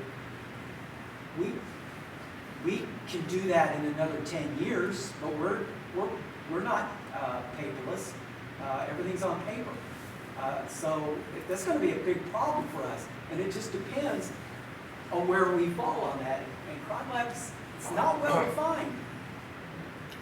May I add that whatever is the outcome of this training will have some significant financial impacts, because This looks to me like a classic unfunded mandate. Here comes a very well-intentioned law that is going to be very expensive to comply with, that is expensive to comply with. And the question is, on which agency is that financial burden going to fall? Because no one's really prepared. Don't have the technology, don't have the person power. So I'm hopeful that whoever teaches the course will be mindful of the significant financial impact of taking one position over another. Well, it's Judge Hervey in charge, so I think we can defer to her expertise. And she's also working with the Criminal Justice Integrity Unit, which is full of, I mean, the biggest decision makers in the state when it comes to all of this. And she's on the highest appellate court for criminal cases in the state, so I'm sure that in the development of this, and I know she's planning to have a meeting to try to get some consensus around some of these issues, I'm sure that we'll take those issues into account. But I do want to be responsive to the requests from the laboratories of at least a basic explanation of what the law says. And then we can say, there's an unresolved legal issue here. Does the word state include X, Y, or Z? Or, where there's lack of clarity, we can say that. Well, and we got a session, legislative session on our horizon, and again, I mean, that could certainly, whatever the intent was, could certainly be defined differently or defined better. And I think it's going to be in the lab's interest to have a voice at that session and the time to be giving input and making sure that any legislators that have the ability to file any kind of amendments have their input on this particular issue. Because what sometimes happens is they say, okay, well, we'll just make it very clear you are covered by the state. And problem solved. They don't take into account the financial aspects of the burden it's going to put on the laboratories, because that is a challenge, even independent of the Michael Morden Act. Extensive subpoenas, aggressive subpoena practices, with the clear intent sometimes of adding cost and burden to the laboratories, is a problem. It's a problem in every county. So I hope that input is there, and I hope the labs will be proactive and have people there to take their considerations in, because there is another option. I mean, the whole point about it, as I see it, the division between what you get with a subpoena from the laboratory and what prosecutors have an obligation to put in their file. I think there's certainly an argument to be made for narrowly defining that, because if you do broadly define it, then we will never be in compliance. And the consequences for us not being in compliance may be greater than that case. So, Well, and there's even a casework issue involved too, because if I go from 2,000 discovery orders a year to 26,000 because they want my case files up front on everything that I do, that's all we'll be doing is discovery, just casework. and I don't think that's the intent. And I don't either, but I've had a DA ask me why we're not sending them up front, all of our case notes. So the problem is I deal with primarily two different counties, and both of them are handling it totally different. So, and you're right, there's differences in each DA is trying to interpret it the way they see fit, and well, it's, because and different parties have different interests in mind. Exactly. But I think again, the key is discussion. There needs to be interaction and cooperation. And I don't know who's on the panel that Judge Hervey has put together, but it needs to have representatives that can speak to the concerns of the laboratories, and it needs to be a cross-section of DA's offices, because the concerns of a small rural county district or county attorney are very different than a Harris County, Dallas, Tarrant County, Bexar County, big metropolitan one. The unit includes prosecutors, so I know Jaime Esparza is on there from El Paso. It includes the director of the DPS laboratory. It also includes legislators. So it includes Mary Ann Wiley from the governor's office. It's a pretty diverse group of folks. I think everybody would benefit from a clear answer to that And I question. think she's trying to work toward that. May I beat on the financial dead horse for just one more stroke? And that is the fact, it is a zero-sum game. Because if the lab is forced to commit a lot of financial resources to this, that's going to take away from training. That's going to take away from one thing or another. There is a fixed amount of funding, and so if you take from Peter, you know what happens there. Well, ultimately, the commission's not in charge of the Michael Morton Act or anything to do with that. But what we're hoping to do is offer at least some base level of training about what the law is, and so that people have a better understanding. So I'll get back to you after working with Judge Hervey on that. I think the last one was the annual meeting abstracts for the Academy meeting. We have one on hair microscopy, and then I'm doing I was asked to give a presentation in this day-long workshop on the extended forensic family, where I'm supposed to talk about how to deal with different stakeholders outside the laboratory. So the Innocence Project, the media, and so on and so forth. So it's in February, and I'm brainstorming ideas, but I have to talk for 2 hours, which is obscene to me. I don't know who's going to want to listen to that. I know my husband would say not with many people. So I'm going to have to be really creative about that presentation. So I may be asking for ideas. Bring candy. Bring candy and just throw it out. Yeah, to people. every 10 minutes. Something stronger. Coffee. Yeah. So that's it. Now, we do have one interim agenda item here that's not in your binders, but that was in the published agenda, and that is a discussion of the TACLID's position on examiner licensure. So you all have received that. I sent it around as soon as I got it. And basically what the TACLID voted to do was to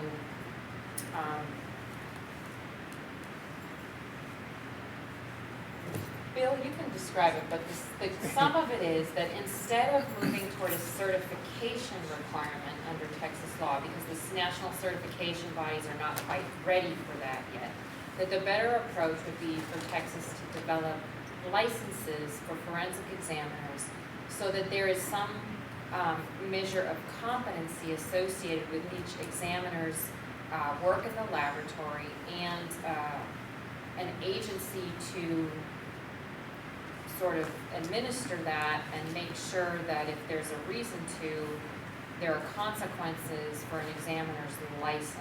Sort of like you see in the medical field or in the legal field. And I will let you describe that in more detail, Bill, because you all have been through that process of deciding between positions and so forth. Yeah, there was several positions we looked at. One was sitting back and waiting for FBI or the federal government to tell us what to do. We decided that probably wasn't the way to go. So I'll tell you that our association is not unanimous on this. It was a very close vote, actually, but it did pass. What we're looking at doing is we are supporting a system of licensing that may involve like a certification as part of that process, among other things. Our main concern is that we want to have something that has some teeth to it. It has an overseeing body that maintains it, and it works with the Forensic Science Commission on ethical related issues, so that if we do have somebody that has been unethical in the practice, that their license could be suspended or revoked in Texas.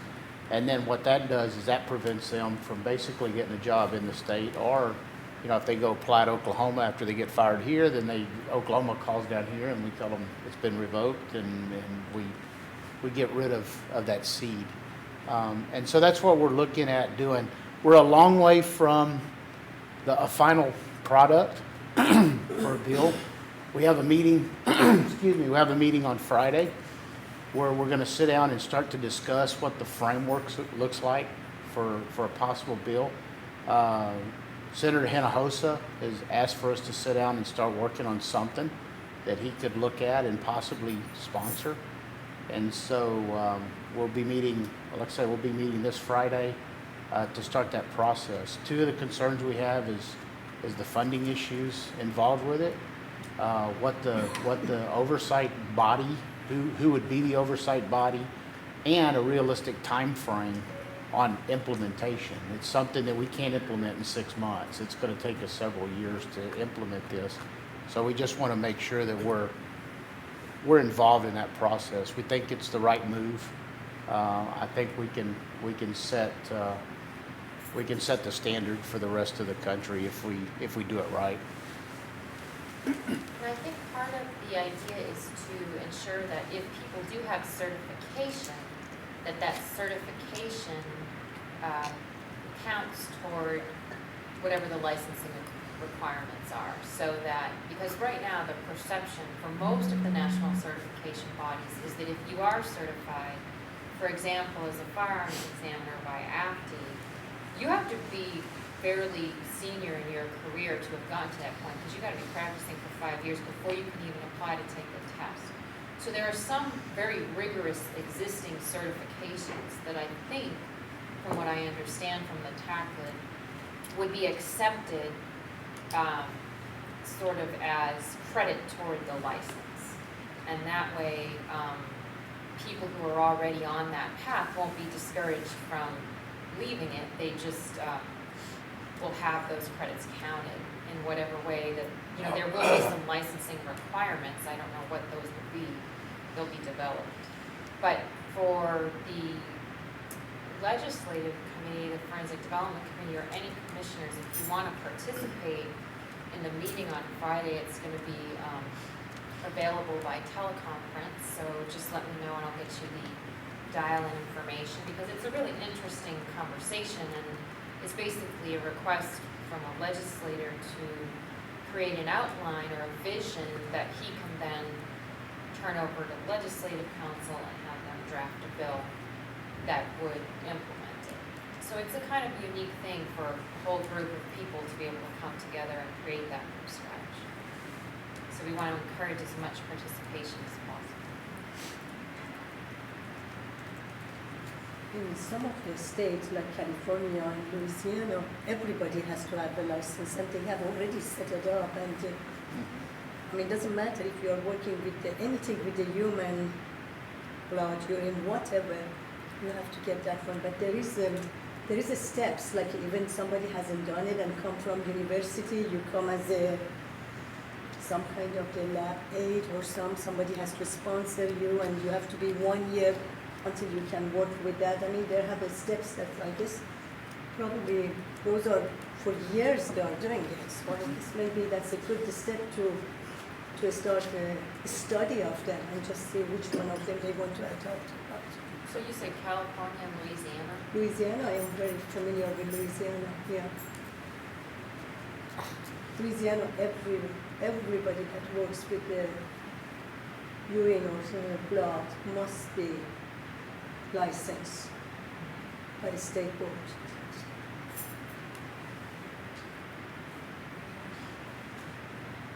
Did you have anything else, or Bill?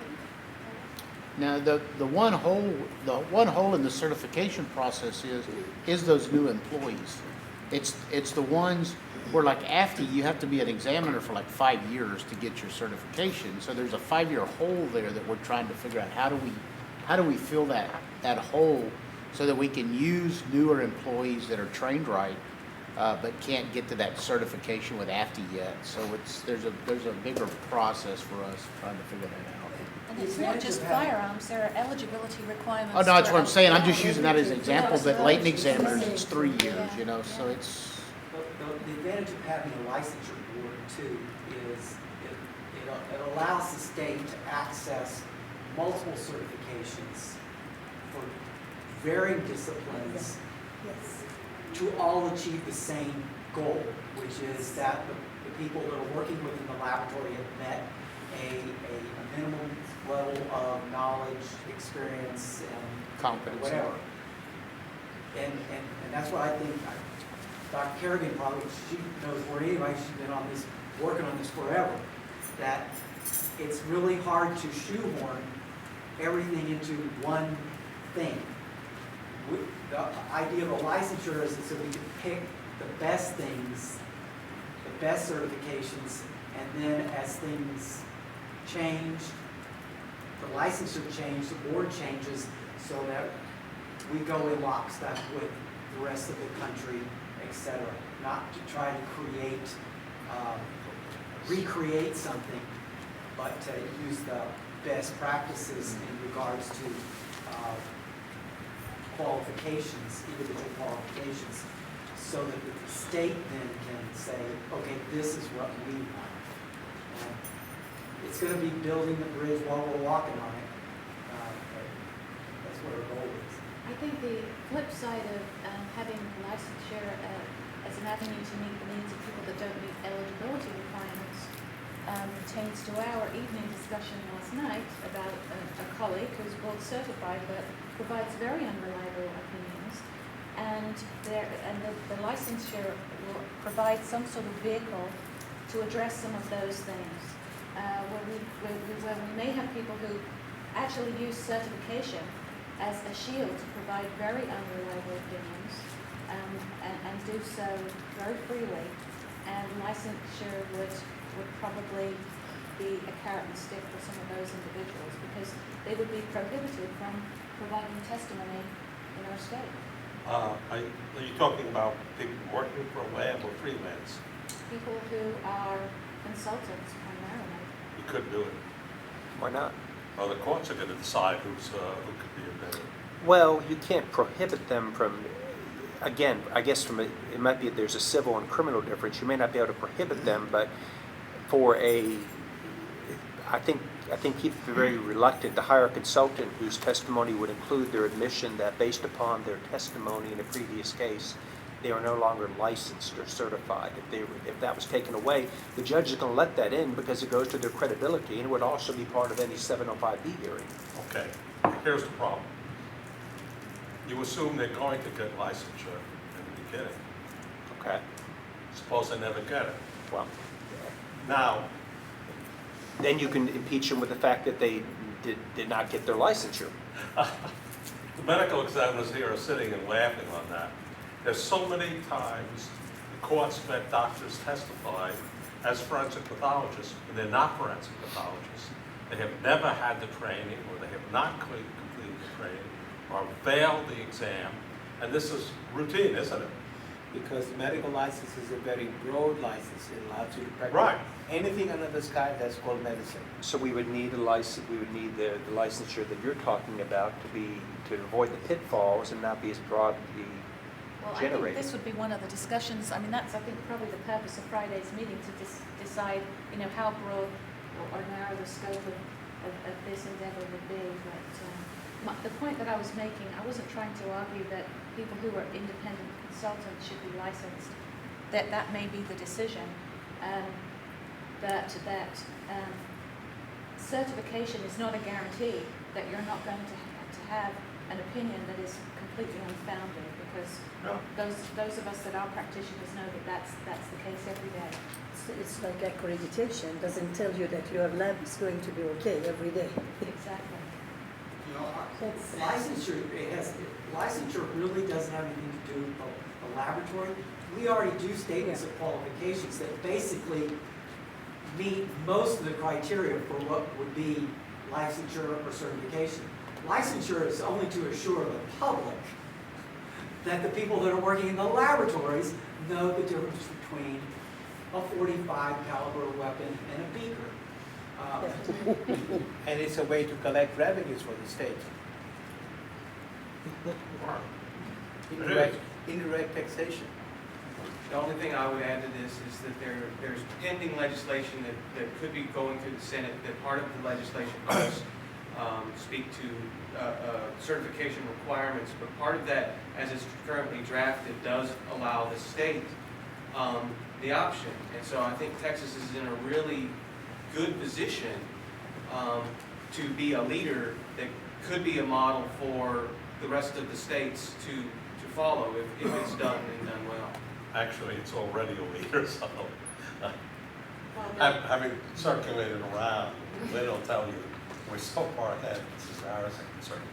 Yeah, most of Right, it. no, I'm just saying- Senator Something like that. Cornyn has that piece of legislation, so I know that their office is very interested in making sure that if a state, like Texas, has an approach that works, that we will meet their statute.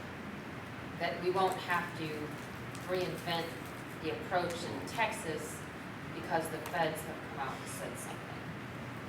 And I think as long as Senator Cornyn's involved in that legislation, it hasn't gone anywhere yet, but I know it's out there. I don't know if, yeah, Brady, did you have any updates on that legislation? Actually, don't. No. You put it well, it's still there. There's still, elections in the way right now, so they're not in session. There's a lot of other things that are going on, so, but it's still pending. Type some legislative bills and get them out done somewhere. I had a question, Tim, actually. Do you remember last legislative session, one of the representatives was trying to get the term forensic examiner analysis defined in the statute? Do you remember that? The only place where it was defined was, there's 3 places that forensic analyst is in the statutes. As I said, the Forensic Science Commission, the accreditation requirement, and the fact that for the purposes of releasing information for ad valorem taxes, you can ask to have your name and address shown as a forensic analyst. Is that last one the one that just passed? Yes. Okay.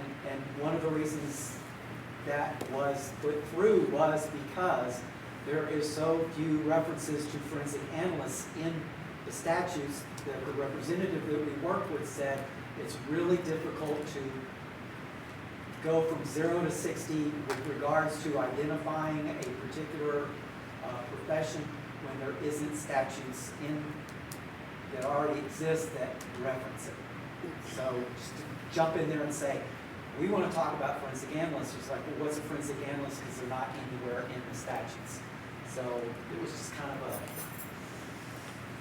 a way to get us in there somewhere. Oh, thank you.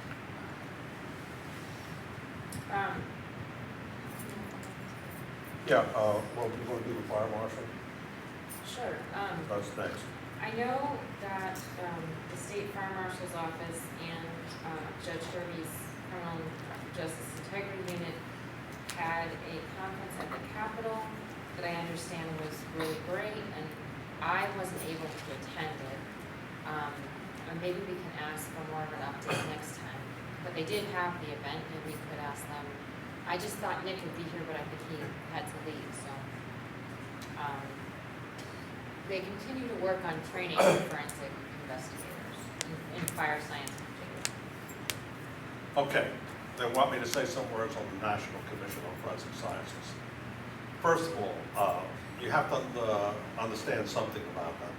They can only enforce for the federal, so they cannot affect, they have no legal authorities over the state. That's the first thing. Second of all, reading in between the lines, I don't think there's going to be any money, no matter how optimistic people talk. So what it's going to come out with is some broad principles. There are a number of them. Let me tell you the most important. They're going for accreditation and certification of all crime labs, all medical examiners offices, even coroner's offices. So it's going to be all medical legal, plus it's going to be all crime laboratories. I don't really think most of them actually know what a crime lab does or how it functions. That's the general principle, and that's a feeling I got. And there's some question that whether you people can read or write. That feeling you get?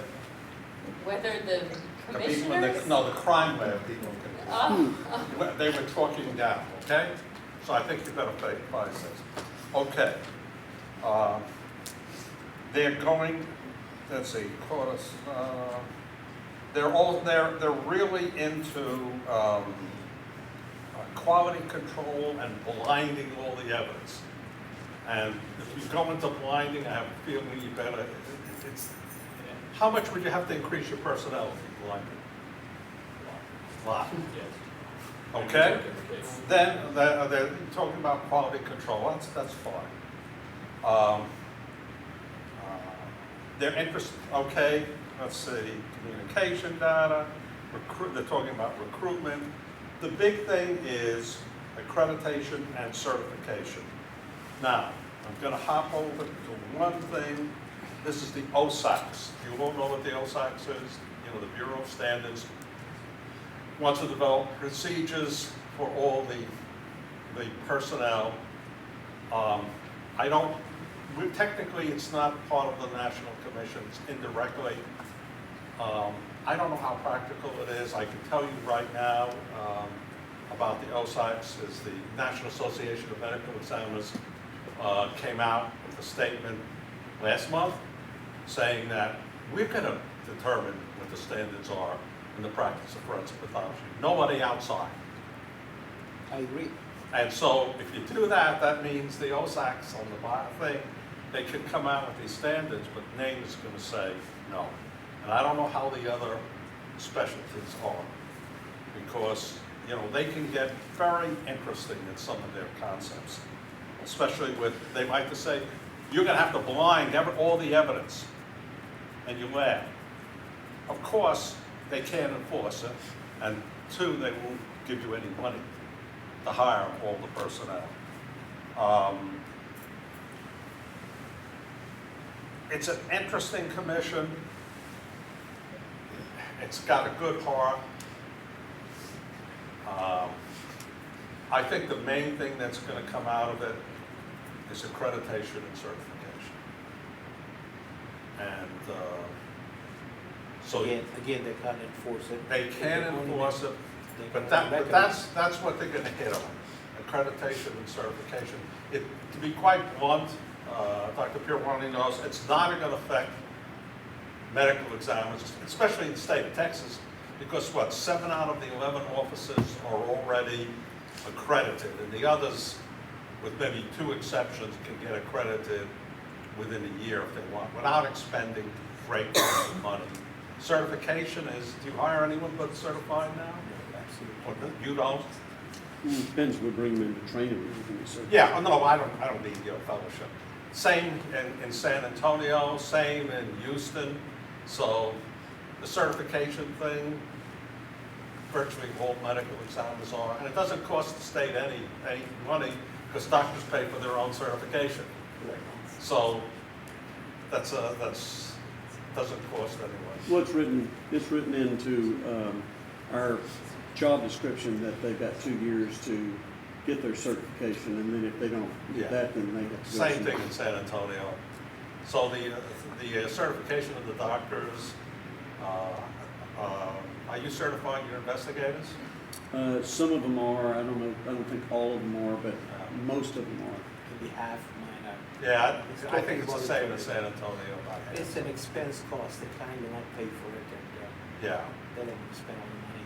Right, so if they go to accreditation and certification, probably Texas will already be there. For the medical legal offices, the crime labs are already accredited, and you're working on right now essentially certification.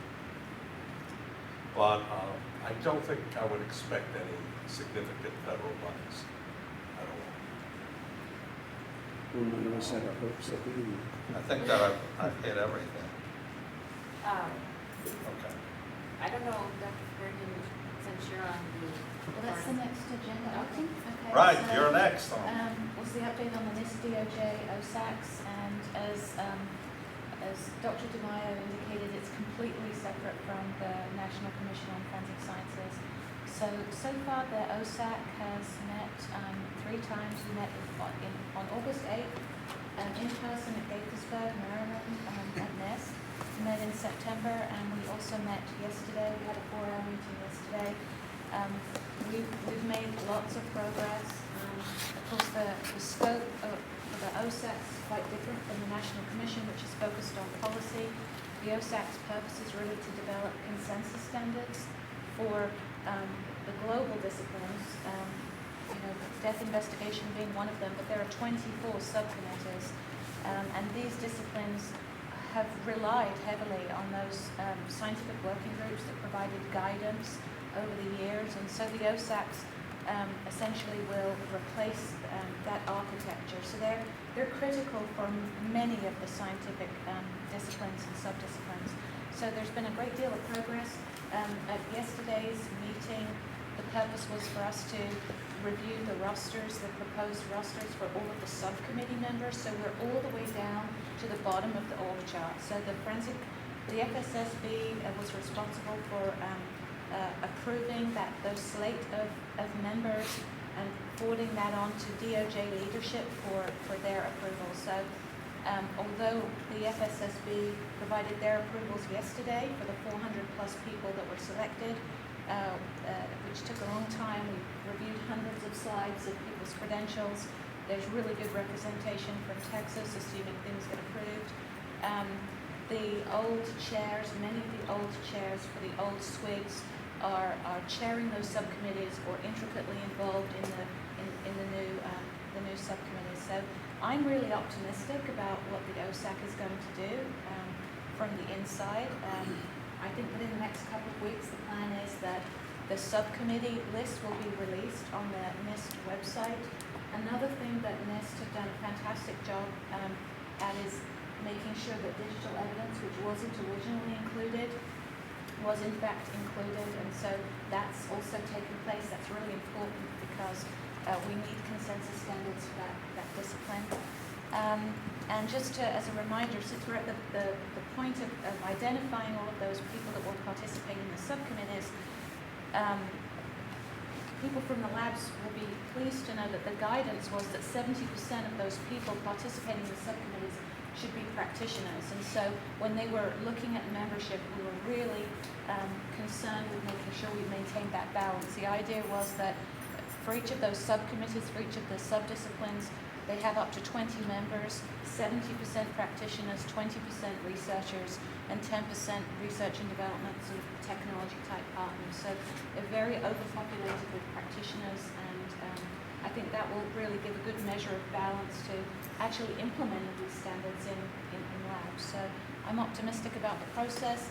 I think that the subcommittees, they're tentatively will meet in January once the notifications have gone out, so that there'll actually be an opportunity for each of the subcommittees to meet before the academy meeting in February. Well, I know it's in February. I'm trying to remember It's where in we go. Orlando. In Orlando, Orlando. that's right. Yeah. So, I sit on the Legal Resource Committee to the Forensic Science Standard Board, which is what Dr. Carradine is on. And we had a 4-hour-long webinar or web conference call where a lot of the introductory concepts were brought to us by Mark Solero and his staff. And we haven't really done anything else yet, and I think probably that's because they were really focused on getting the membership up and running. I mean, this is an organization of how many hundreds of people? About 500 people. I mean, it's a lot of people. So getting that all together, I think, was the first priority. And I imagine that as we move along, we'll see where the lawyers and judges on that legal resource committee fit in. And it's quite a diverse group. I mean, we have judges, we have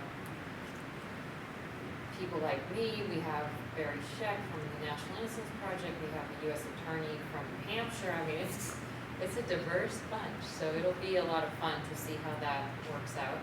I'm not sure we quite know what our role is yet, but as the FSSB moves forward, we'll know a little bit more what help they need in terms of legal resources, and then we can provide that. Dr. Carey, I'm curious,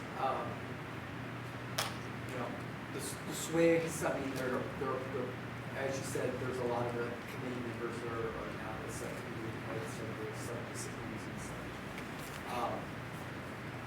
There's, I don't want to call it metamorphosis, but it is kind of been a transition, but they didn't reinvent the wheel in a lot of cases. Do you see an easy transition if Leahy Corman becomes the law and the White House initiative is no longer the standard? Because this is all based on White House initiatives. Could you speak up a little? There have been, The OSACs are based on a White House initiative, it's not legislatively mandated. I know that. My question was, since there seems to have been a transition from the former SWIGs, that what you're calling the best practices, which has been happening for 15 to 20 years, does she see an easy transition from a White House initiative to a Corn and Leahy bill, which is a little bit different, but it's still basically trying to achieve the same goals? well, I can't predict what's going to happen there, but what I can say is that I know that the FSSB and the OSAC is really sensitive to the fact that there are some really great consensus standards that have already been developed and that will be part of the OSAC standards. Now, that there will be a process that's involved turning them into standards because many of them may be recommendations or guidelines. And there are many vehicles by which that can happen, and it's a fairly complicated process, but there's an absolute commitment to make sure that none of the really good resources that we have in terms of consensus standards are lost during the transition. How do you change the standards? Well, I mean, suppose your OSAC group develops a group of standards. Does your committee eventually ends, doesn't it? Well, the organization will have a process to review those standards at regular intervals. And these are all things that are being developed currently. Right. Now, who chooses the people on the standards committee? Well, there isn't. I'm mouthing what a federal judge said when he said there's problems. Well, the standards will be developed by the subject matter experts that sit on these subcommittees. They are essentially writing the standards, just as they do now for something like Sweep Down, which are... No, I understand. Yeah, so those are the individuals that will be essentially drafting those recommendations. They will be approved all the way through the SACs and by the FSSB, but the processes are going to be very different from what it is currently. I mean, the standards, the nuts and bolts of the standards will be developed by people with subject matter expertise rather than the lawyers or the judges that are sitting further up in the org chart. And that's really important. I hate to be cynical, but okay. Move on, next topic. So, Ray, did you have anything on that? No? I think you have something that we're, Jeremy's new organizations. Guess the next, what's the next meeting? You don't know. It would be good to pick a date in January, if possible, that people have available.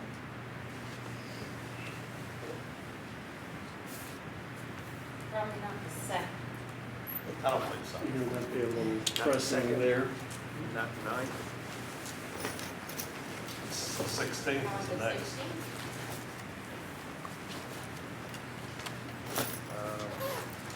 My schedule's Dr. Kirk, do you know when that meeting in January is supposed to happen, or Oklahoma, or where? Because I think we would both have to be. Is that the OSAC? I was told that there was gonna be a meeting of the OSAC, and so I'm just trying to see where it is on the agenda. Well, why don't we tentatively do the 16th? Okay. And a secondary, how about the 23rd? But we have to check with the hotel also, Right. so that sometimes determines the answer. Well, do you want to check with them and then just send your Give us standard a kind of, choice. are you available? That's fine.